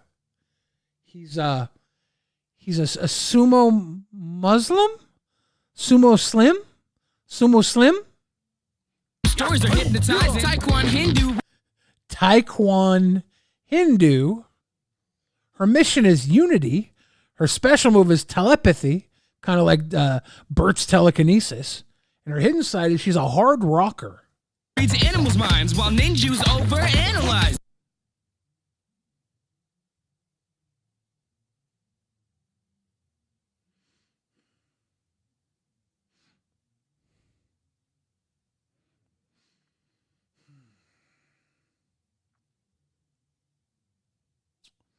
So Ninju is mission to fix the world. The special move is Analyzer. Hidden side, he's a basketball star. You notice how many Jewish kids are fucking killer at basketball? There's like a ton. I was never good at basketball. I think it's because I was a Gentile. Yeah, Ninju, he overanalyzes. This is fucking all about unity. Ladove and Dogma have their back. Ladove and Dogma, they're animal friends. They have their backs. No matter who or what attacks.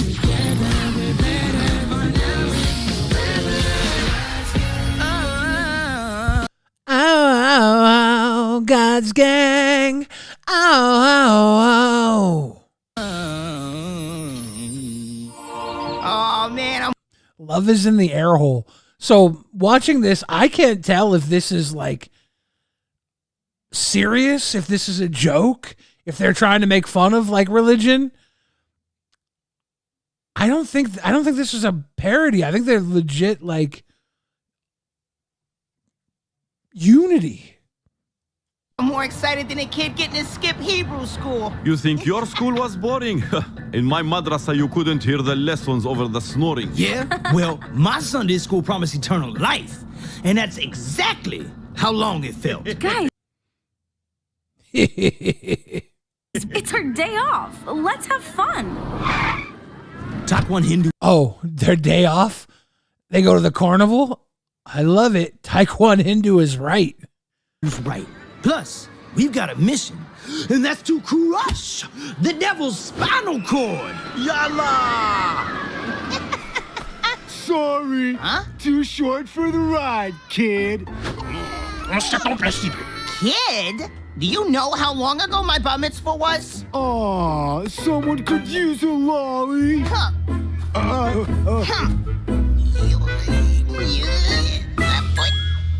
Tall enough now?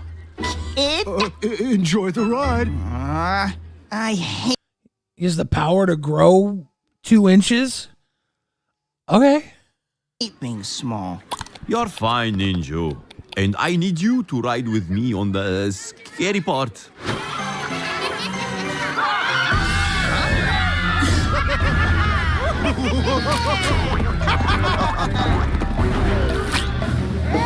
Are the bad guys atheists? Did the atheists just steal the unicorns off of the carousel? Not the mad scientists. But what are they so mad? Better than atheists. They're scientists. What are they so mad about? Today, when we were kids, no one would play with us. But now, you kids don't have a choice. With our reanimator guns.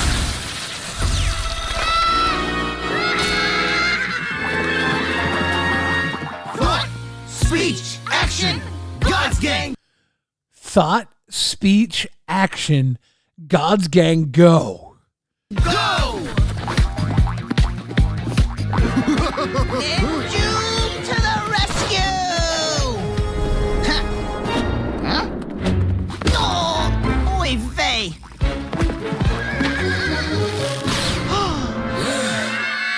Not to fear, Criss Cross is here! Flying Cross! Who is this made for? I don't know. I don't know what is going on right now. Just like a Boss? yeah! Or go kidnap your own playmates! Let's go steal some friends off the bumper cars. Think again. Nerd herd. Oh, Sumo Slim is gonna get you, nerd herd. Taekwondo, block and tackle. You read my mind, which is weird because I'm the telepath.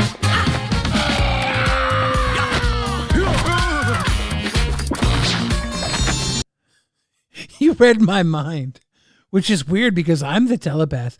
The tags for this is like kindness, premiere, unity. Dude, God's gang is bringing people together.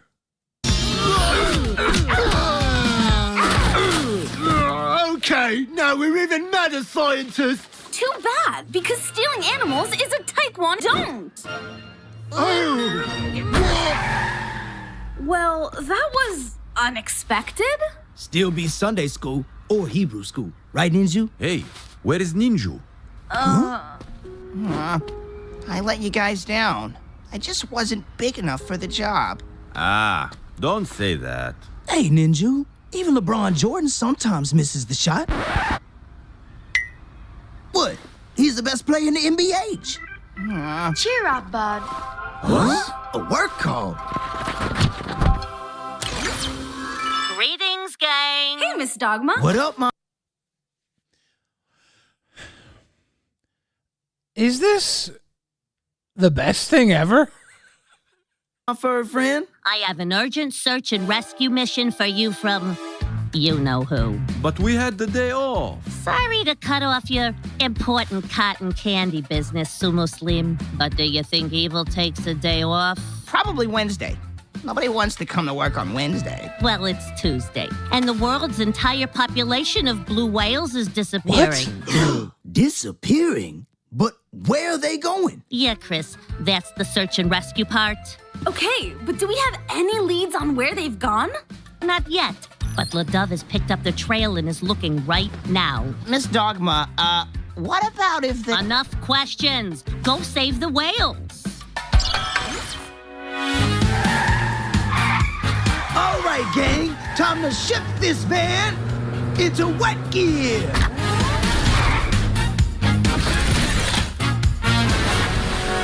Paging LaDove. Come in, LaDove. Oh, it just turned into a submarine? This is kind of like Inspector Gadget. You have a visual on the whales. Over. To be continued. So yeah, this is part 1 of episode 1. Those character designs are a chef's kiss. I'm really obsessed with that show because I am Muslim American. Nice seeing different religions being represented and not seeing Muslims being villainized. It's nice. As a Jew, I've been screaming bloody murder over the show for the past 5 minutes. I don't know if that's in a good or bad way yet, but I do know that I need to see more so bad. Update. I saw the rest and I love it. It's so silly. Dude, this is actually good. It reminds me of Saturday morning cartoons. Ninju, as someone who's 5 feet tall, I feel you, bud. This is serious, right? This is serious. I'm not gonna watch part 2 right now. Maybe we'll come back to part 2 in a future episode. But holy shit, What a beautiful artistic expression. Creativity. How you guys feeling? You hanging with me? You guys hanging in there? Was that not the best day of your life right there? Oh my goodness. What do we got? You guys ready for some poorly aged 2000s commercials? This was uploaded 9 days ago. Poorly aged 2000s commercials. This week, September 10th through the 16th at 7 p.m., an outdoor dance series, Evening Stars, on stage at the Twin Towers. Presented by Visa with the Port Authority of New York and New Jersey. Featuring Trisha Brown. Dance Theater of Harlem. Paul Taylor Dance. And more. Free. Call 212-435-6600 or visit PANYNJ.gov. September 10th through September 16th at the World Trade Center. So I guess if you had tickets to the Monday show, that might have been fun. That's not good. That's not good. Guys, that didn't end so well. Jack Nicholson says, so do you feel like the $6 million man now? I'm healing. I think I'm gonna be good. Yeah, that's rough. Blockbuster Total Access. Like Netflix, you get unlimited movies straight to your mailbox. You any good ones? Oh, they all die in the end. You never see it coming. She never finds her father. Come on, fat shit. You don't gotta spoil it for everybody. So sad. Alien wins. Ship sinks. But with Blockbuster Total Access, you can do something you can't do with Netflix. Exchange your movies for new ones right in the store. No extra charge, just in case you need them. Movies through the mail plus movies through the store. One low price. That's Blockbuster Total Access. So I guess this didn't age well because Blockbuster lost to Netflix. By the way, I spent a lot of time at Blockbuster. I used to go there and buy VHS tapes, DVDs, all the time. I used to have a huge collection of VHS tapes. Then I had a huge collection of DVDs. And I lived in a crack house, so they were always getting stolen. So I stopped buying physical media. I don't regret it. Yeah, the Blockbuster down in Oregon, I kind of want to go down there. It's a little off the beaten path of I-5. I think it'd be fun to go in there. I'm about to Tony Stark it up. Use the fuck out of Total Access. I just bought old DVDs. I would always go when they're like $9.99. Pick up a DVD. Get a free trial at your Blockbuster store or blockbuster.com. You know what being a man is all about? It's not about playing tough. It's not about pretending to be cool. It's about being a good son. It's about someday being a good father. So this one aged poorly because Danny Masterson is now in prison for rape. Is that where he's at right now? And he's telling us how to be a man? It's about taking care of the people you care about. It's about being respected for who you are and not who you can beat up. Violence. Get over it. I don't know. I kind of think violence has its place. Everywhere I go in America, everywhere I've gone on this fantastic journey so far, people walk up to me with pictures of their children and say, Governor, I want my child to look at the White House and to be proud of what he or she sees. I believe it's important for America to have confidence in their leadership. I think it's really important for moms and dads to be able to point to the White House and say, that person has brought honor and dignity to the office. Okay. I don't see what was wrong with that. It was just because George Bush was a terrible president. This, I can tell already, is not... This one, I can tell why it aged poorly. Great meeting, Jim. Should I beam you my notes? Nope. Should we prepare a report? No. Should we coordinate our schedules for next week? No. Should we go over the sales projections? I don't think so. Review the earnings forecasts? No. Should I shut up so you can watch the game? There you go.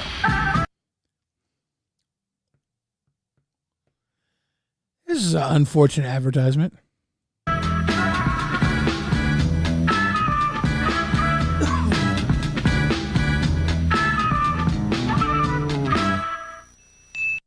Sean P. Diddy Combs has been using Proactive Solution for years, since his New York dermatologist recommended it. During the time when I had an album out, I was more in the public eye, so I definitely had to take care of this problem. I couldn't be in the public eye with, pimples all on my face. Proactive combines multiple medications with soothing spa-quality botanicals to create a powerful acne-fighting system. You can heal acne today and help prevent new breakouts tomorrow. Like 2 weeks later, my skin had started to really smooth out and clear up. One of the things about Proactive is it moisturizes my situation, it preserves my sexy, and then I'm off to doing what I need to do. I felt like it's something I wanted to share with people because it's something that I really use. To me, I just think it's worth a try. You have nothing to lose and so very much to gain. I've seen so much more questionable Diddy content from back in the day, but I wouldn't, like you said, I wouldn't trust a Diddy snake oil. The Diddy oil is not good. Go on. Call now. Nick Jr. presents Bill Cosby. Hey, hello, friend. I want to talk to you about being 5. Are you 5? Were you 5? Are you going to be 5? See, my friend Little Bill is 5, and he thinks it's great. And you know what? I have to agree with him. See, when you're 5, you get to go to a fantastic place called kindergarten. Okay, so now kindergarten, you have art time, music time, story time, and play time, and you also get my personal favorite, snack time. Oh! See, when I was 5, I don't know if we should be having his snacks. What's in the milk, Bill? We didn't get snack time. We had breakfast, then we had lunch, and we get to go home. We have dinner. But there was no snack time. Now you get... This is like a very Blue's Clues feel, right? He's talking to us about snack time. Was this pre-Blue's Clues? Snack time. This is pure. You gotta have nap time. You get your snack time, then you have your nap time. And when you lay down, take a little sleep, maybe I'll come over and give you a little tickle. Genius. Actually, I think a 5-year-old came up with this whole idea. So, what do you say about being 5? What? I can't hear you. Did you say, it's great to be 5? It's great to be 5. Yes, of course it is. Give me 5. Aha. So yeah, there's been pretty rapey with this segment. We've had Diddy, we've had Danny Masterson, Bill Cosby. Not aging well. Psst, vote for me. My dad was president. I even look like my dad. Big deal. My dad was a senator. Yep. We have the same shoe size. Yeah, well, I invented the internet. Lots of other stuff, too. Once my mom thought I was my dad. Space shuttle. That was mine. On the phone, people think I'm my dad. Guess me. I'm on TV. We have the same name. My dad and I, that is. Not going anywhere for a while? Grab a Snickers. Peanuts, caramel, and chocolate. I like how this Snickers commercial speaks to me on a great level. Like, wah, wah, wah, wah. Donkey, elephant. Space Girl No 5 donated $10. Beware the pudding pop. Good to see you, Billy. Lots of love. Lots of love. I do beware the pudding pop. This is politics season. It's always been this way. No, vote for donkey. Vote for elephant. Wah, wah, wah. I'm senator's son. Nepotism. The real answer to all of this is feed yourself. No one else. No one's looking out for you. Get a Snickers bar. Feed those closest to you. Feed your loved ones. That ought to hold you. My dad and I wear the same pants. I invented pants. Hungry? Grab a Snickers. I'm voting Snickers this year. Hey, how's it going? We're in sync. You know, the group in sync? No. We're just going door to door to say thanks. Yeah, for talking to your kids about drinking. You see, even with all our success, you're still a bigger influence on your kids than we are. Dad, who was that? Just some guys. Lance, Joey, something about a sink.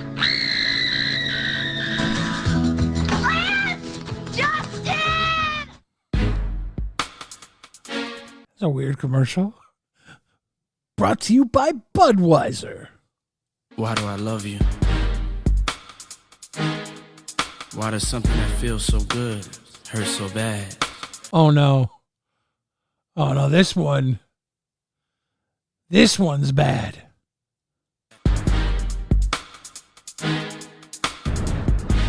Do you love me? Or is it just the baby oil talking? Believe in me. Love me. Unforgivable. The Fragrance for Men from Sean John. Oh no. The remix to Ignition. Fiesta. It's gonna be a party, y'all. This is my song. 16 years, nothing but hits. And they still don't believe. It's only one thing to do, and that is double up. Girl, you wanna come when a woman's fed up. Step in the name of temperatures. My mind's telling me I'm a flirt. Soon as I see her walk up in the club. Same girl, same girl. Same girl, same age as she was last year. Different girl, same age as they was last year. Same girl, same grade, going out with an 8th grade girl. Damn, R. Kelly, you're locked up now too. What's worse than a dirty, smelly pig? Cleaning a dirty, smelly pig. Find out which of these 3 All That cast members has to do it on this week's Nick on Air Dare. Then shop till you drop on an all-new Nick Cannon with special guest Jackie Chan. You taking over the mall. And on a brand new Cousin Skeeter. Fame doesn't come cheap. All this plus Dude, Cousin Skeeter, lit. I never watched it, but lit. floating dead squirrels and crime-fighting cheerleaders. Don't be late. Sneak starts at 8 this Saturday at 8, 7 Central. On the network where kids roll in pigs stink. Nickelodeon. No. Why was that one bad?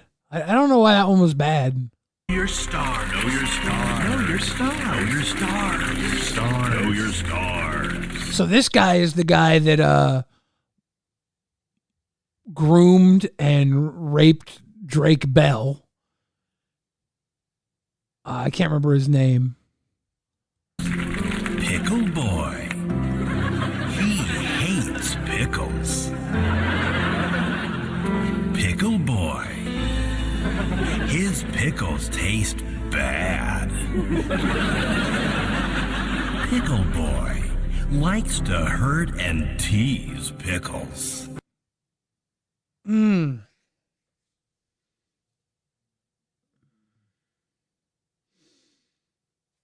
That's fucked up. That's fucked up.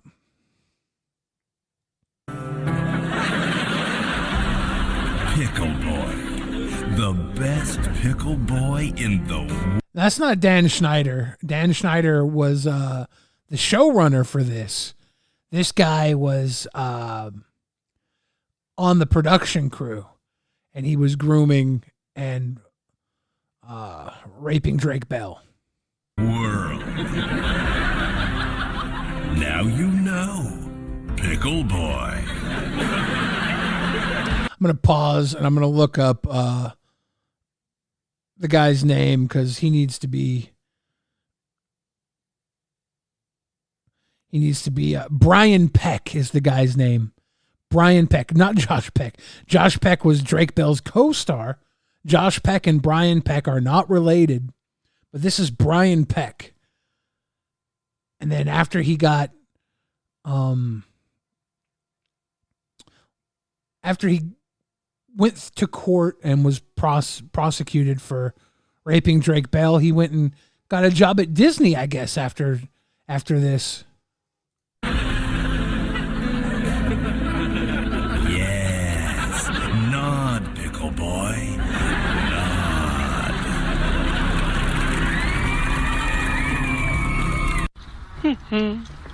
Hungry? Starving. Silly question. Dude, don't tell me Kermit got canceled. Did Kermit get canceled? Hey, you know, Piggy, that Jared fellow eats here a lot. Oh, he's so... Never mind. Kermit, you're free. I forgot that Jared fellow was going to be in this commercial. dreamy. He reminds me of you. He does? Hi-ho. Oh, so he does. Jared! Oh, I am your biggest fan. You know, you're more handsome in person than I can. Coming through! Nice to meet you. I want an oven roasted chicken on wheat and pile on those veggies. Tomatoes. Skirberder. Don't tell me the Swedish Chef got canceled. Don't tell me. Yeah, poor Amanda Bynes. She went through a lot of shit. A lot of those kids are fucked right now, but Amanda Bynes especially is sad. Smokey of Stormwind, I'm 41 years old, or as Hannah says, 23. I'd prefer you to think I was 23. That way, I could be forever 21.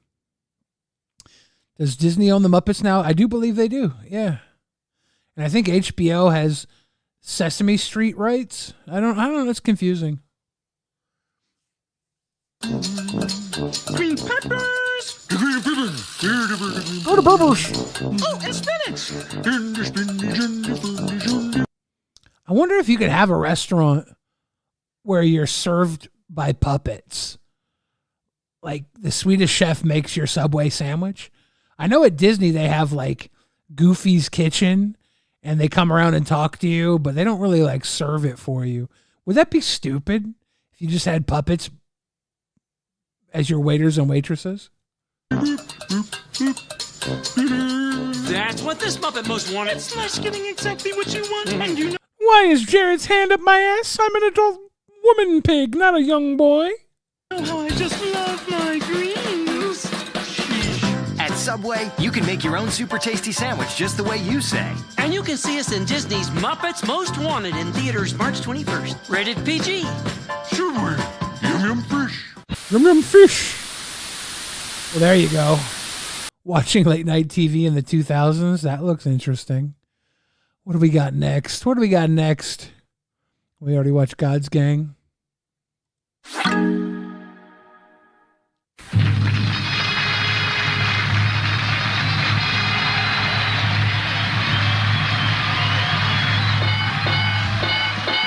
Ladies and gentlemen, Family Feud is proud to present the first annual battle between the gruesome gladiators of the National Wrestling Alliance and the amazing Amazons of Glow, the gorgeous ladies of wrestling. Damn, this is the whole episode. I don't know if we can watch this whole episode. I'm not sure. I want to. In this corner, the World Championship wrestlers of the National Wrestling Alliance. Dogface Gremlin, Rick Steiner, Sting, the Road Warrior Animal, the Total Package, Lex Luger, and the Wild Thing, Scott Steiner. No Hawk. They got Lex Luger, Sting, the Steiner Brothers, and Road Warrior Animal. For action. And they will be facing nose to nose the gorgeous ladies of wrestling called Glow. In this corner, Jackie Stallone, Godiva, Daisy. Jackie Stallone, that's Sylvester Stallone's mom, right? Faith, the Promised Daughter, and Hollywood.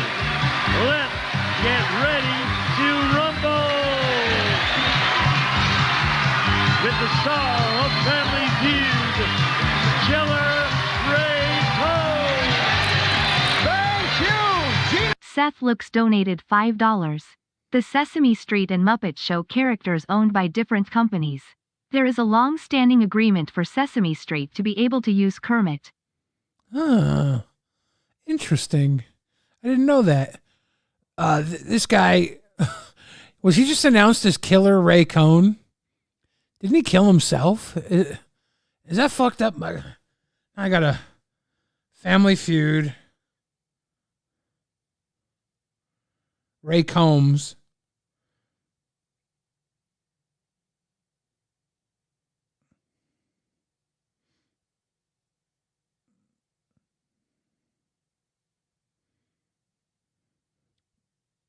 Combs reportedly destroyed most of the inside of his house and had also been banging his head against the walls. Though Combs later told the police that he fell in the jacuzzi shortly after police arrived. Combs' estranged wife, Debbie, arrived and informed them that Combs was suicidal and had spent the previous week in a hospital for a suicide attempt. And they found him in the hospital, in the closet of his room. He did take his own life, yeah. Damn.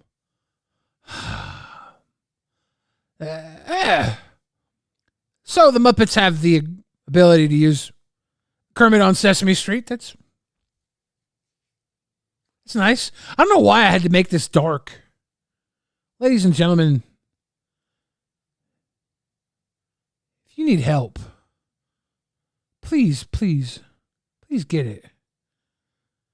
Shit.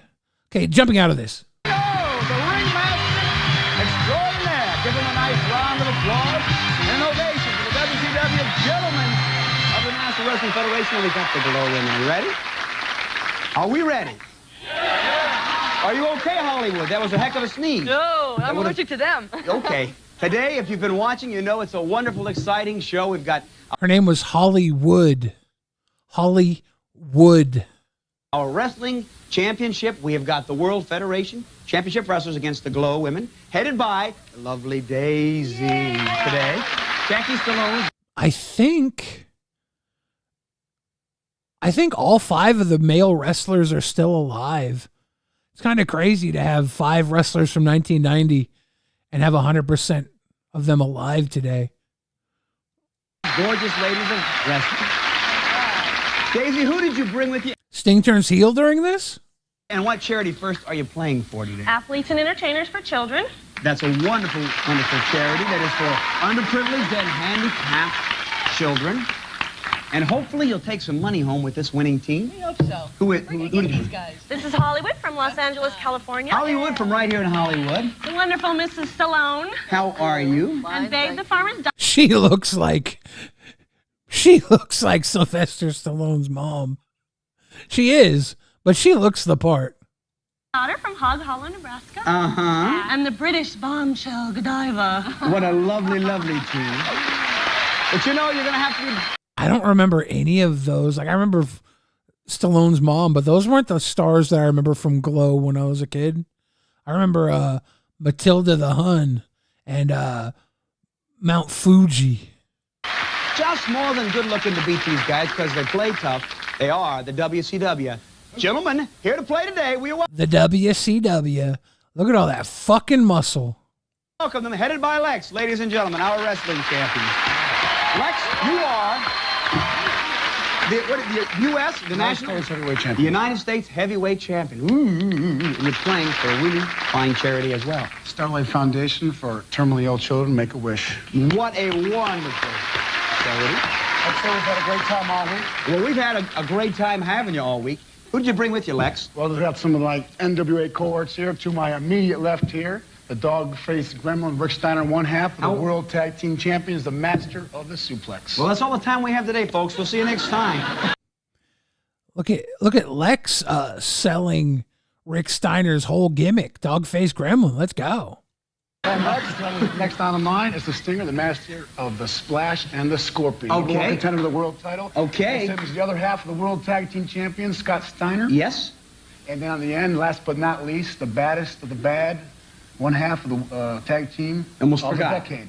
His name? Legion of Doom, the Road Warriors, Animal. All right, it's time to play the Feud. Let's go. Time to play the Feud. Am I allowed to watch this on YouTube? I'm not getting taken down yet. I'm used to being taken down during streams when I'm watching copywritten material. First team to $300 is going to play for the $5,000. We ask 100 people this question. She's actually pretty fucking tall. Lex Luger's what, 6-something? And to put the top 5 answers on the board, try to find the most popular. Give us a question you do not like to be asked. Lex. How much you weigh? How much do you weigh? Number 2. Number 2. Give us a question you... Will she get the number 1 answer? Do not like to be asked. Your age. Your age. Literally was asked my age just a minute ago. Did not mind at all. But I was hesitant to answer correctly. Number one. Think of a steal. Damn, she sniped it. Hollywood, give us a question you do not like to be asked. What do you say? Is this color real? Okay. Is your hair color real? Show me, is this color real? Let's. Oh, come on, they always ask. Is it? My headset went Yes, out. darling. Of course it is. I could not hear what she said. How much steroids do you use? See, it should be back on now. Me? Yes, Jackie. Is this your own nose? And it is. You betcha. Question you don't like to be asked in Hollywood. Is this your own nose? Damn. Think of an average 100 American people, not Hollywood, not people that would have a new head or anything like that. What do you say, babe? From what part of Nebraska? Hog Hollow, Nebraska. Hog Hollow, Nebraska. Hog Hollow, Nebraska. Are the guys going to steal for the win? You might know Hog that. Hollow, Nebraska. Hog Hollow, I know it. I know it well. Where the hogs come from. Of course it is. But if you could give us a question you do not like to be asked. 3 seconds. I guess occupation. I mean, I don't Some mind people people like asking me that, but maybe most of the people wouldn't like. Sylvester Stallone's mom looks like she does so much cocaine. Most people would not like to tell their occupation. Where you were. Okay. There's 2 more. Are they gonna sweep it? Gentlemen, you're going to get a chance to steal if Godiva can't tell me a question you do not like to be asked. How much money you make? Good. How much money you make? Yeah, they're definitely, that's on the board, right? Is it up there? How much money do you make? That is a good one. But will they get number 5? Will they get number 5? What do you guys think number 5 is? 2 strikes, 1 answer. That's what you were going to say, wasn't it, Lex? All right, what do you say there, Daisy? Are your diamonds real? Of course they are. Or are your tits real would be something nowadays Hollywood would ask. I have none. Show me, for the bank and a clean sweep, are your diamonds real? Not there. The bank Now are the guys going to get it? What do you guys think? Guys going to get it? will be yours if the men can't tell me a question you do not like to be asked. Do not like to be asked. Animal. Oh, right. Sorry, ask it. Scott. Between me and my brother, he asked me if I'm really the younger brother. You're the younger. Sting? Blank. No question, okay. Question you do not Holy shit, these guys are not paid to think. like to be asked, Rick. Married or single? Are you married or single? I am married. That's one I was just thinking of. Let's go with that. Are you married or single? Guys, exactly what. Yeah. All of a sudden, you're marital status. That could be a number 5 answer. You have stolen the. Oh shit, Rick Steiner just hemmed up Ray Combs. Lucky for you, Gene was constrained because he's trying to get over here to me. Thanks, Gene. It's all right. Okay.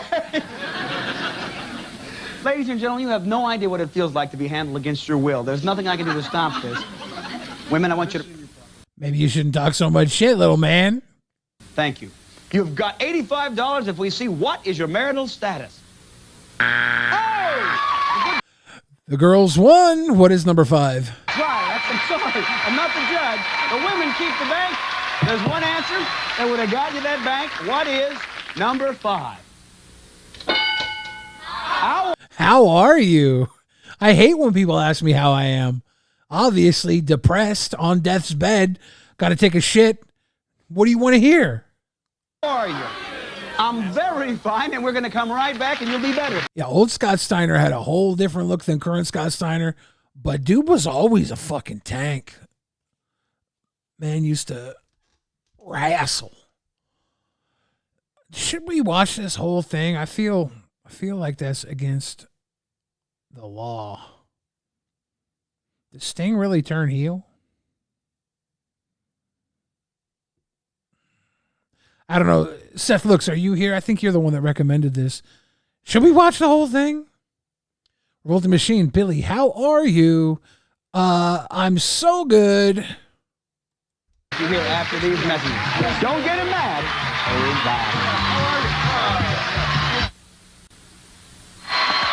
We are feuding the gorgeous ladies of wrestling. $85. The WCW men have zero. Feeling cute. Might yesterday myself into a hospital closet. Like, that's fucked up, little bump stock. That's fucked up.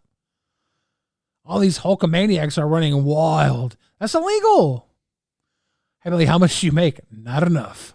Oh, but we go Hollywood with Rick. Look at a beaching bike. All right. It's time to do what, Lex? Bash? Here we go. He's in trouble. The Real Mariposa says, BTF, how many of these wrestlers did you know the names of before watching this episode?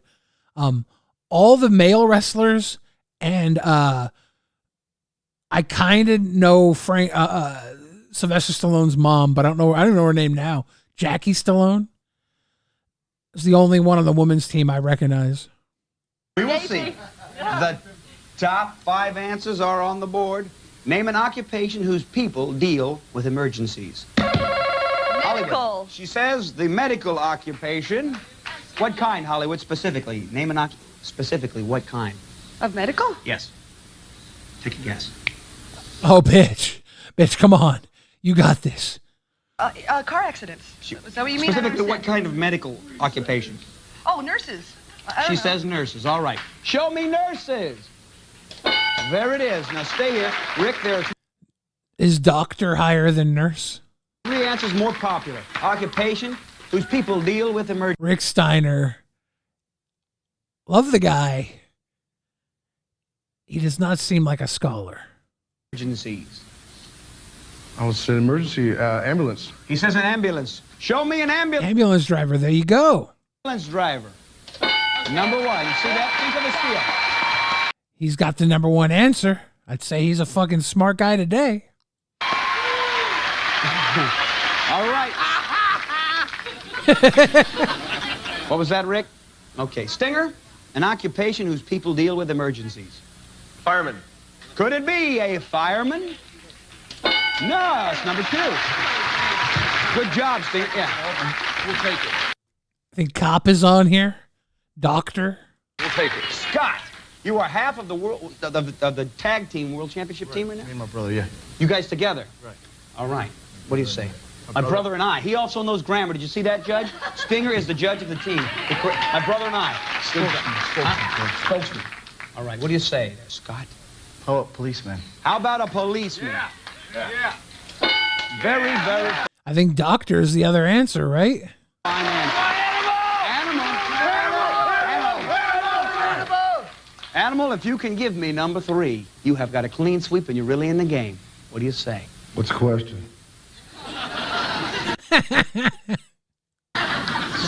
Not a better man to be in the pivotal spot. An occupation whose people deal with emergencies.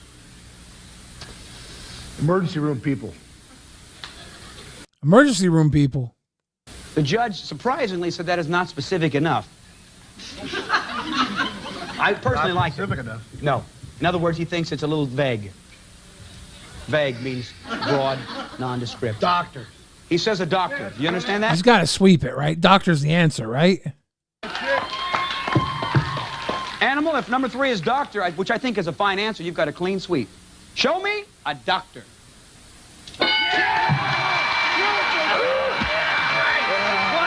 They just smoked it. Gibbs says, Billy, what's your all-time favorite comedy movie? Oh, man. That's a hard one. That's a hard one to answer. My all-time favorite movie, I think, is a comedy.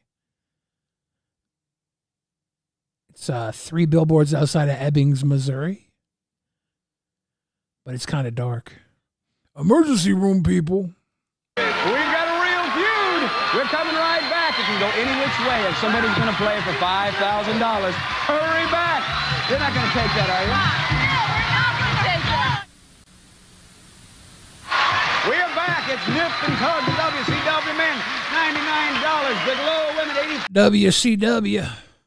This time it's personal. Rick, it's time for another face-off. Here we go. The Stinger against Jackie. Here we go. Jackie, we are going to double the dollar value And this time, it's awfully close. Who's going to win this game and play for the 5,000? We will find out.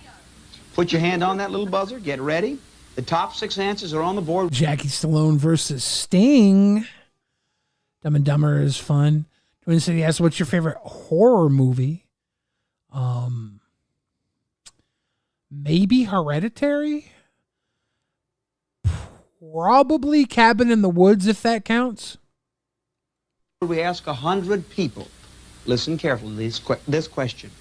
Name a popular machine that you often have to wait for in your health club. Sting. Oh, Sting hit that buzzer like it was nothing. He's about to get the number 1 answer, right? Life cycles. He says he waits for the life cycles. Do you think life cycles is on that list? I don't know what a fuck a life cycle is. Stationary bike. So it's a stationary bike, a bicycle, a life cycle? Is that what they call a bicycle? Think of a steal. There's going to be a lot of chances. Back with your team. Hannah says Midsommar is better than Hereditary. Hannah is a fucking idiot. I'm teasing. Midsommar is good. Hereditary is better in my opinion, but it's good. Midsommar is good. Jackie. Name a popular machine you often have to wait for in your health club. Yeah, exercise bike. That's what I would call an exercise bike. Life cycle, though. I've seen Long Legs. Nick Cage is good in it, yes. I need to look at my recently viewed movies because I swear there was something good I saw that I don't know if it's going to show up. What was it? Yeah, I don't know. There was a horror movie I saw recently that I liked. I thought Never Let Go with Halle Berry was okay and Speak No Evil was okay. I saw those two. The Substance was good.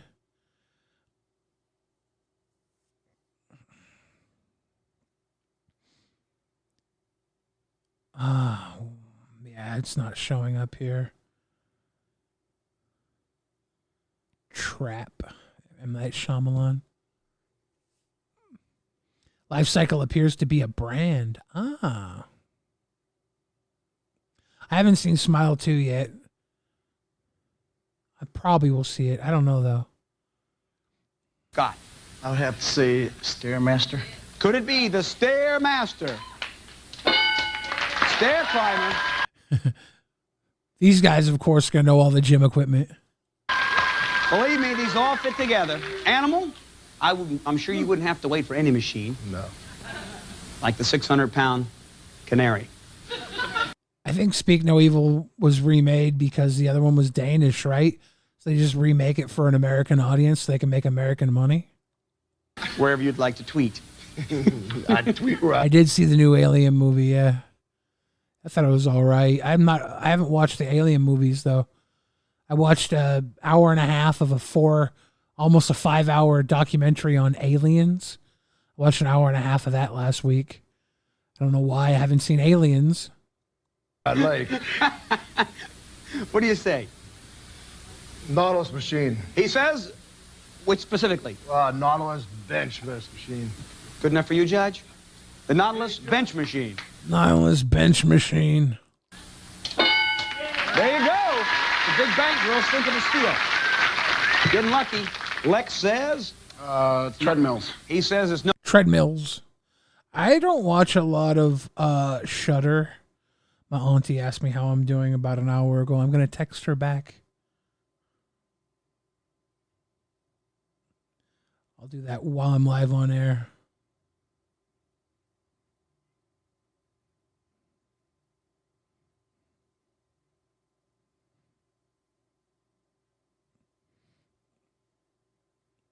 All right.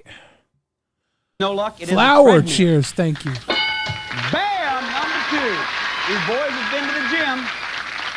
I watched a movie on Shudder. I think it was starring Sebastian Stan. Can't remember it.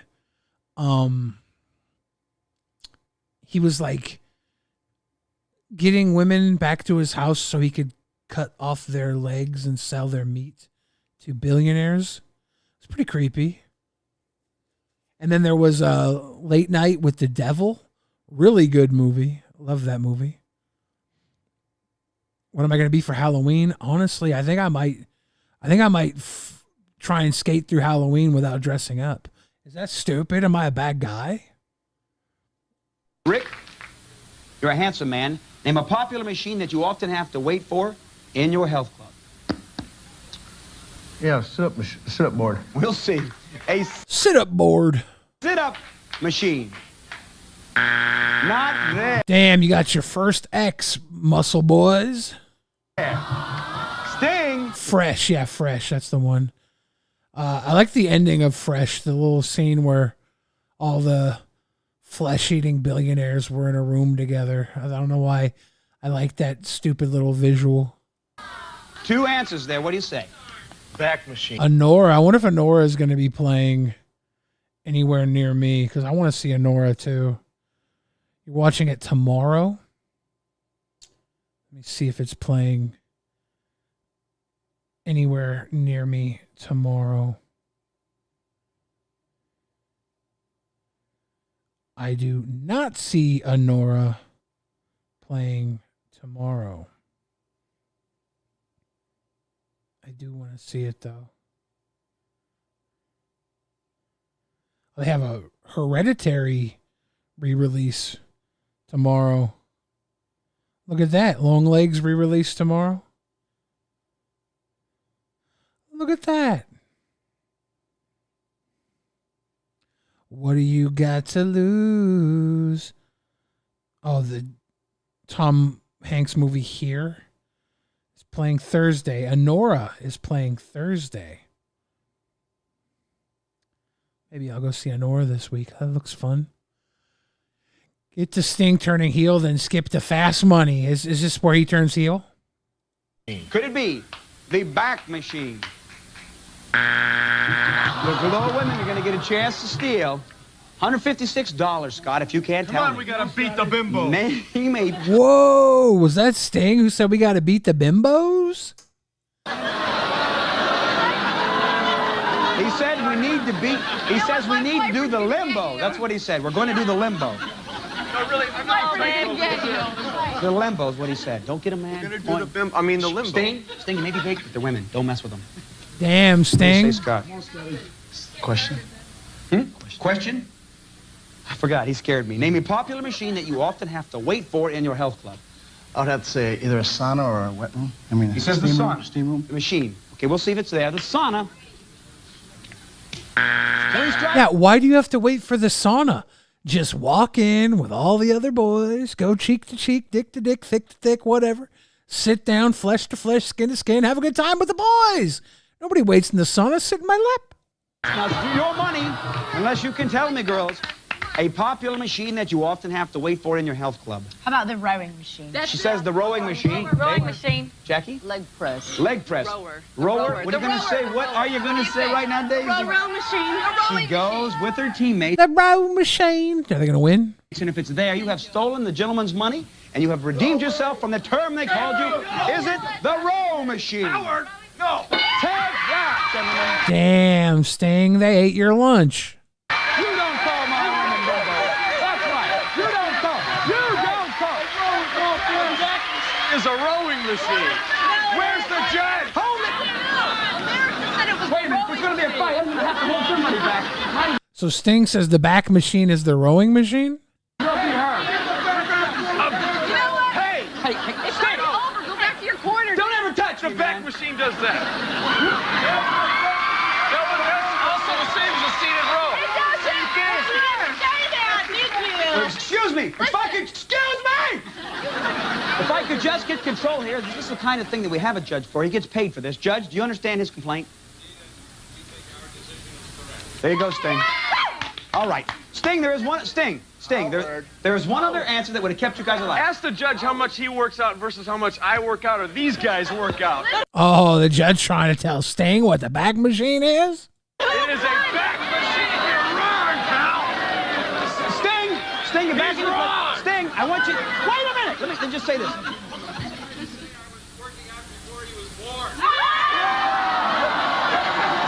He says he was working out before Sting was born. Oh, shit.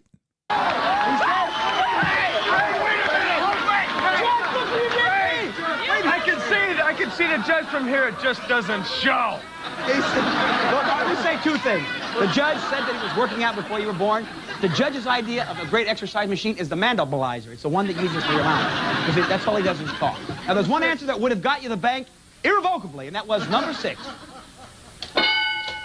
Soda machine, which nobody said. The Globes have $241. Gentlemen, this is your chance at 99. It's time for another face-off. Scott Steiner's about to do some Steiner math. He's about to win this motherfucker. I think I'm going to fast forward to the end. The guys ended up winning? No, what the fuck? We might as well just watch this. It's 3 minutes. Babe, we can argue all we want. It comes down to right here. Good luck. Thank you for whistling at me, sir. Here we go. The dollar value is triple. The top 4 answers are on the board. I'm sorry for that little fight that you had to witness before us here. Thank goodness I was here to settle it. Here's the question. Name a food people put in their shopping cart and start eating even before they check out of the supermarket. The number 1 answer is grapes, right? Tell me the number 1 answer is grapes. Let me see grapes. Babe? Potato chip. Could it be potato chip? Potato chips? That's psycho. Is that true? Number 3, 2 answers are more popular, Scott. I'd have to say fruit. A food that people put in their shopping cart starting before they check out of the supermarket? Show me fruit. Number 1 answer, fruit. Think of a Fruit is grapes. I was a little more specific. Gentlemen, this is going to be a big bank. The dollar value is tripled. Sting, don't give the judge any chance. Give the right answers. Animal. Yeah.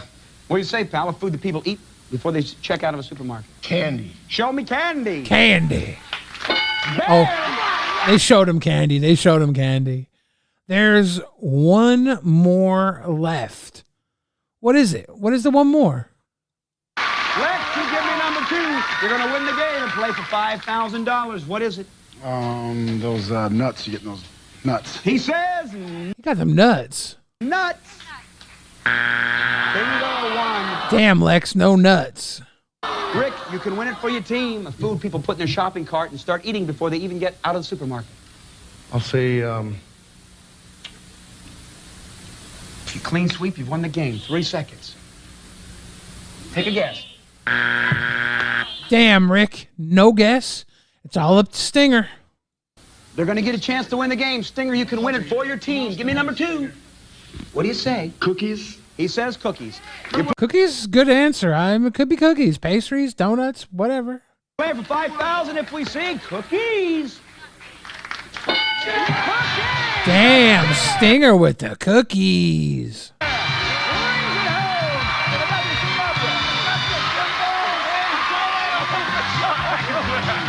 women. I need 2 players for $5,000. Where are we going to be right now? We're going to play fast money with the WCW. Fast money with the WCW. World Wrestlers Tag Team Championship brothers, Rick and Scott, right after this. Don't go away. Ready?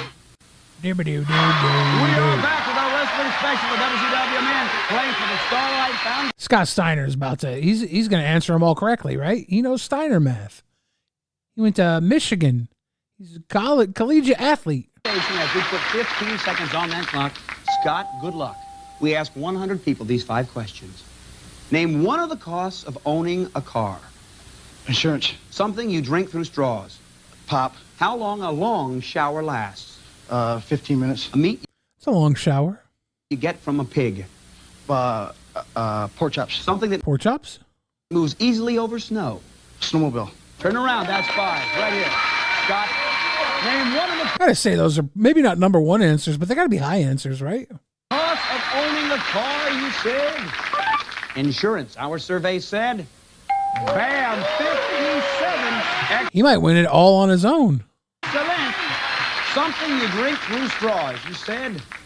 You drink pop. Our survey said. 38. I think he's got to get 200 points. He's almost halfway there with 2 questions. How long a long shower lasts, you said. 15 minutes, survey said. Bam, pretty good. Hey, if you're gonna do it all by yourself, a meat you get from a pig, you said pork chops. Serve. Bacon is probably number one answer, right? It's got to, maybe not in the 90s. Bacon became super popular in the 2000s. They said. He needs 29 points to win it on his own. Scott, if there's, I don't know if we have the time, but if we do, if there's any way you get this by yourself, I'll be happy, as everyone will. We'll dance, but then we'll bring your brother out, and I will make up 5 of the dumbest questions he's ever seen. And see what he does. Here's the question. Something that moves easily over snow, you said? Dude, that's definitely 29 points, right? Snowmobile. It moves easily over snow. It's got to be snowmobile. He's got to get 29 points off this. Snowmobile. If 29 people said it, you've got $5,000 all by yourself. Our survey said 21. Okay. Damn close. He's got 192 points on his own. Oh, it's so close. We will send you back with a nice round of applause as we bring out your brother. Rick, keep clapping. Rick, my friend.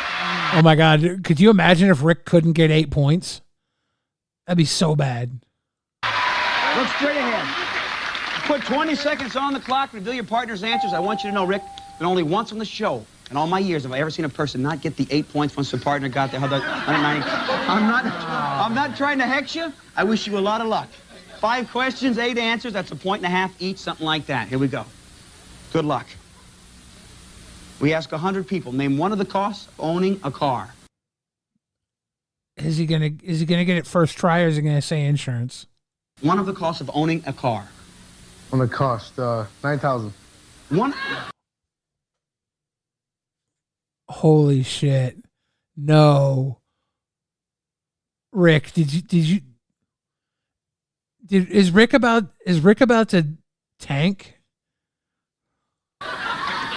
Something you drink through straws. Soda. Try again. Milkshake. How long a long shower lasts? 5 minutes.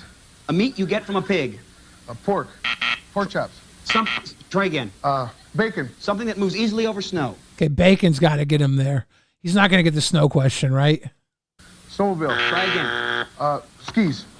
Hey, turn around. You didn't do. Come here. Come right here, Rick. Come here, Rick. Okay, he has to have gotten it with bacon, right?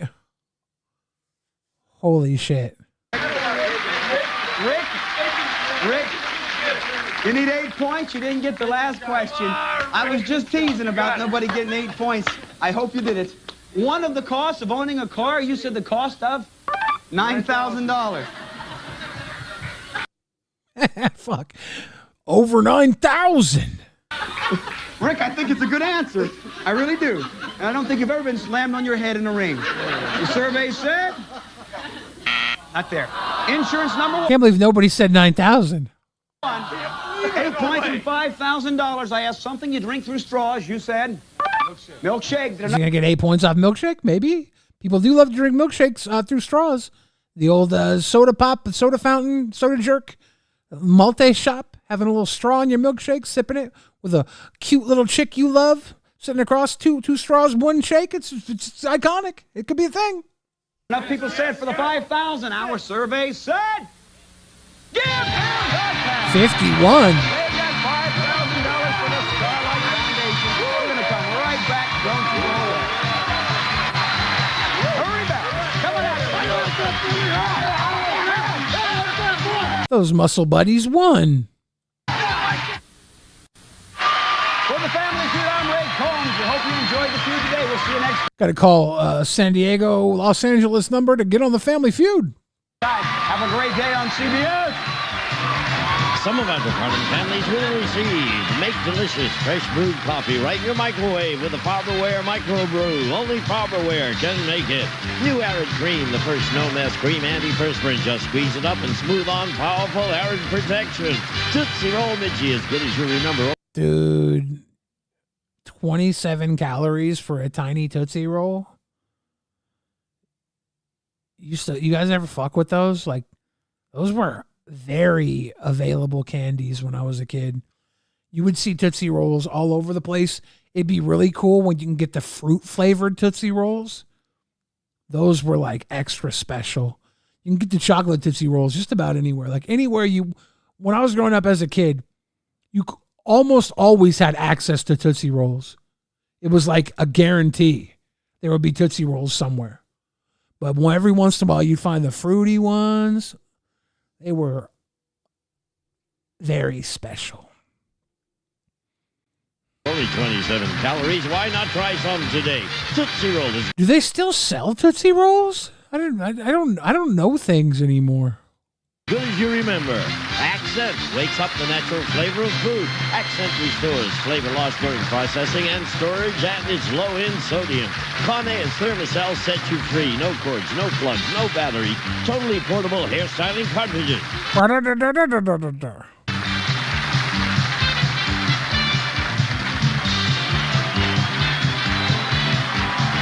They got that kid from Make-A-Wish there, don't they? From Television City in Hollywood, this is Gene Wood speaking for... Or maybe that's his own son. Family Feud, a Mark Goodson television production.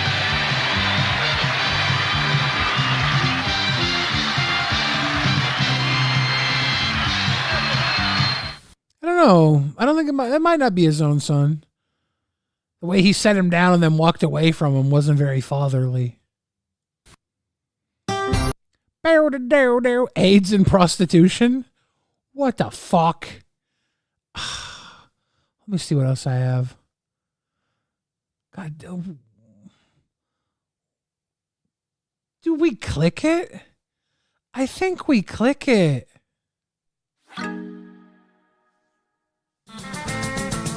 wanna cry, I can't right now. I need to scream, I need to howl. My eyes are burning, it's hard to see. What I said, you don't believe. The fuck am I listening to this for? Christ. The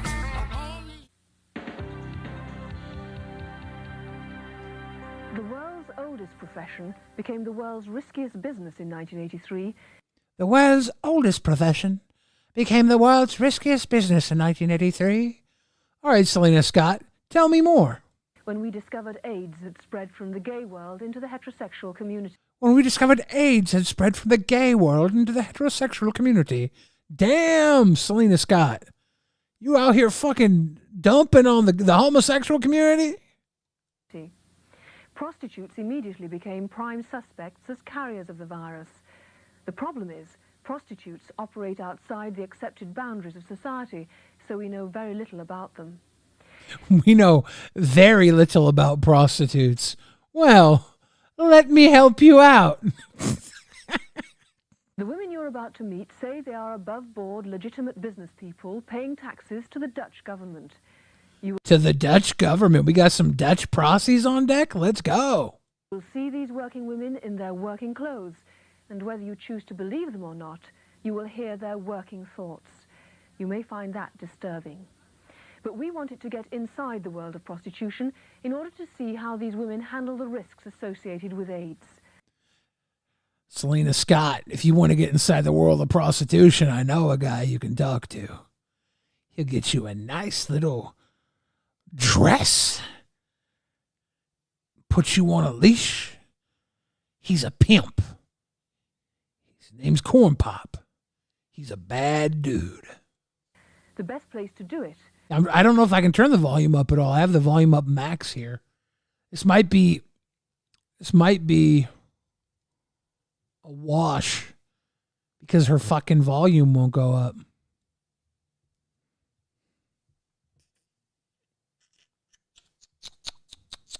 I don't know how to. Can you boost her up with OBS? I have the OBS mic all the way up. Let me see if I can. Oh my god.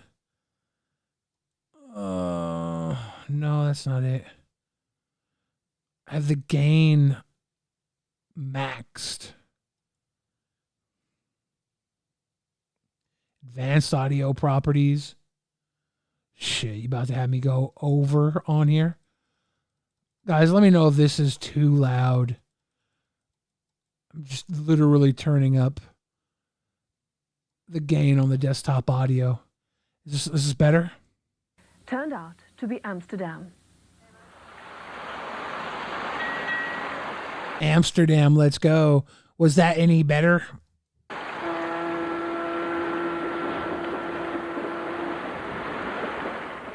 Talk to anyone who's passed through here, and he'll tell you this place is a playground, and it's been that way for centuries. It's a playground, and it's been that way for centuries. Quadrex. Quadrex funded €5. Cheers to you, Billy. Glad you're okay. Oh yeah, I'm Dutch. Born in Ireland, rolling on the floor laughing, was thinking of you. All love, brother. Cheers, Quad. Thank you. Appreciate you. Could not hear still much of it still. Let me try and up the audio a little more. Let me know if this is too fucking loud. Amsterdam is where the term red light district was born, an international port where prostitutes prosper. The trade is legal here, and the women advertise. Nothing better. Dutch prostitution in the equivalent of an American shopping mall. Browsers welcome.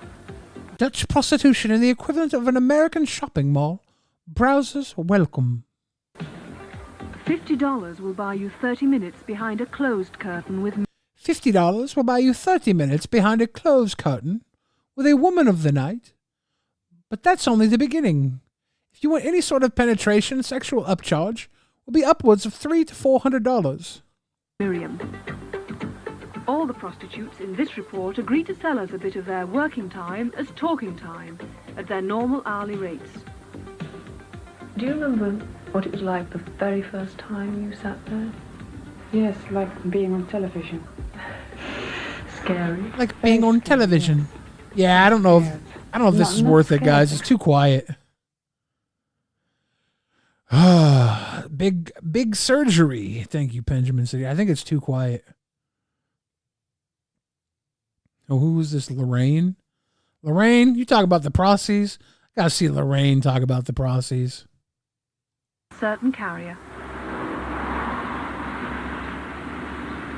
Why not work in one of the windows in Amsterdam? Why work here? Well, because I shoot cocaine, heroin, so I got these marks on my arm. Yeah, she can't work the fucking windows. She shoots cocaine, heroin. She got marks on her arms. Come on. I don't think we can watch this because it's just too quiet, guys. I'm going to lower the audio again. I don't think this video was all that great. Tempted into drugs as well. Yeah, you got drug user hair. I'm judgmental, aren't I? What's this little tootie right here?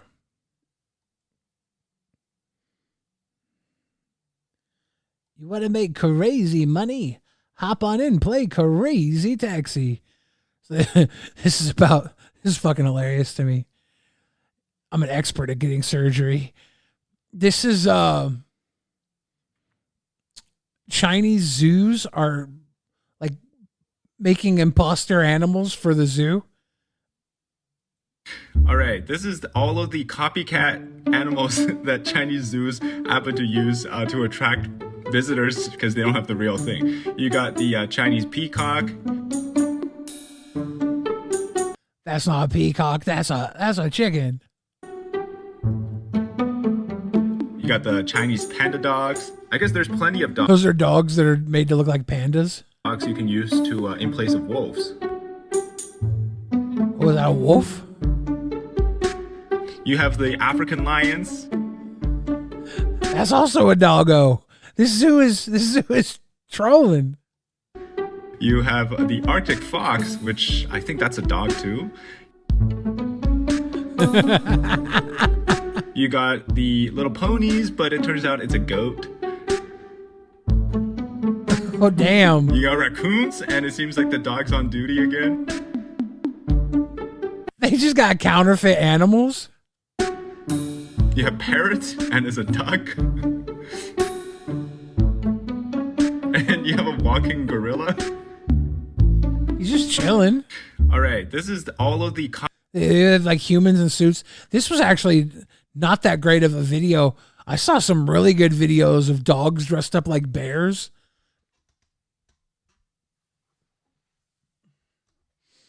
It's pretty wild. Pretty wild.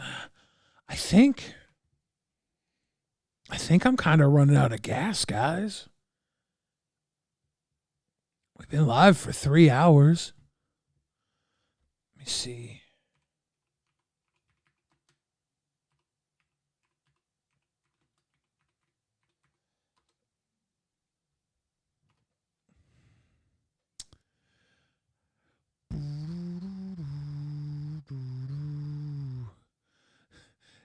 This one, we'll watch this one real quick. Though China is denying that a bear at a zoo is actually a human in a costume. Questions arose after a video went viral showing a bear standing and seemingly begging for treats. And it's easy to see why people think this is not a bear. His backside looks to be an ill-fitting costume. He appears to be wearing Birkenstocks. And, he's standing on his hind legs like, what's the deal with captivity?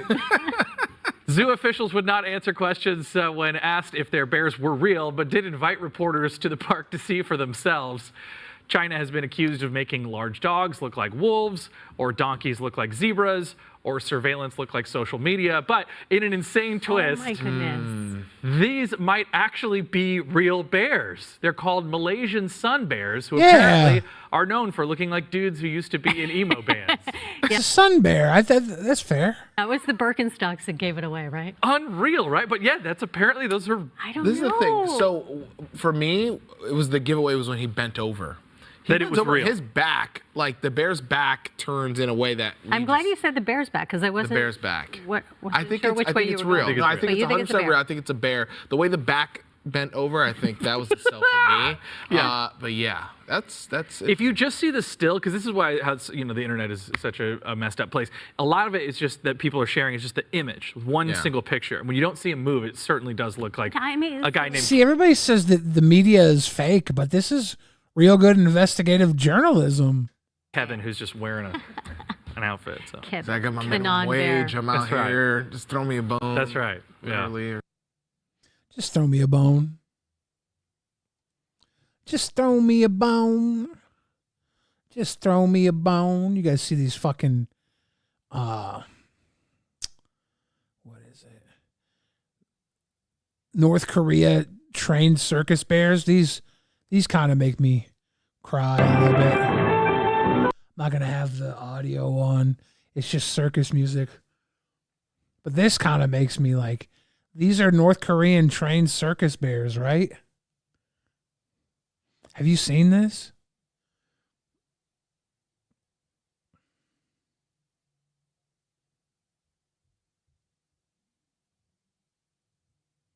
Are these actual bears?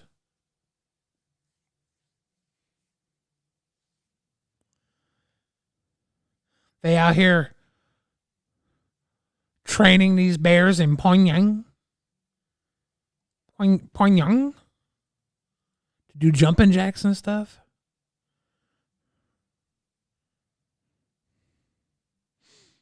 I don't know, man.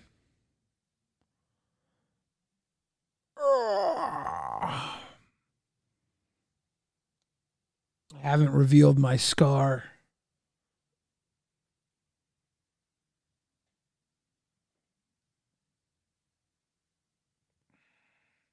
I haven't seen it yet. Benjamin City, I have no entertainment left in me. I'm sorry you caught me when I'm dying. If you want me to have more energy, just donate $100 to me right now, Benjamin City, and I'll get real energy. I'm a real boy. A real boy. Surgery went well, Sarah. I'm a real boy. I gotta shave. I think I can finally shower. They told me not to shower for 3 days. I had to wear the dressing on my wound for 3 days. I've just been sitting here doing stink. I'm stinky.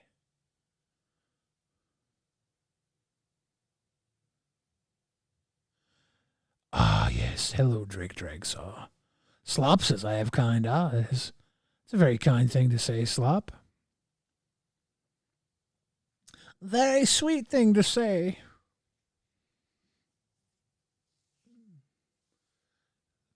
Smokey, thank you for chucking a couple of bucks. I don't care if you're poor. You ain't gotta pay to play. You just gotta stay.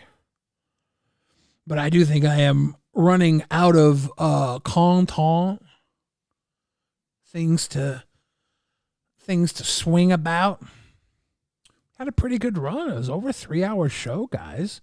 I'd say on a scale of 1 to 10, this was a certified 20. Singing like that get me into a Diddy party. Bet.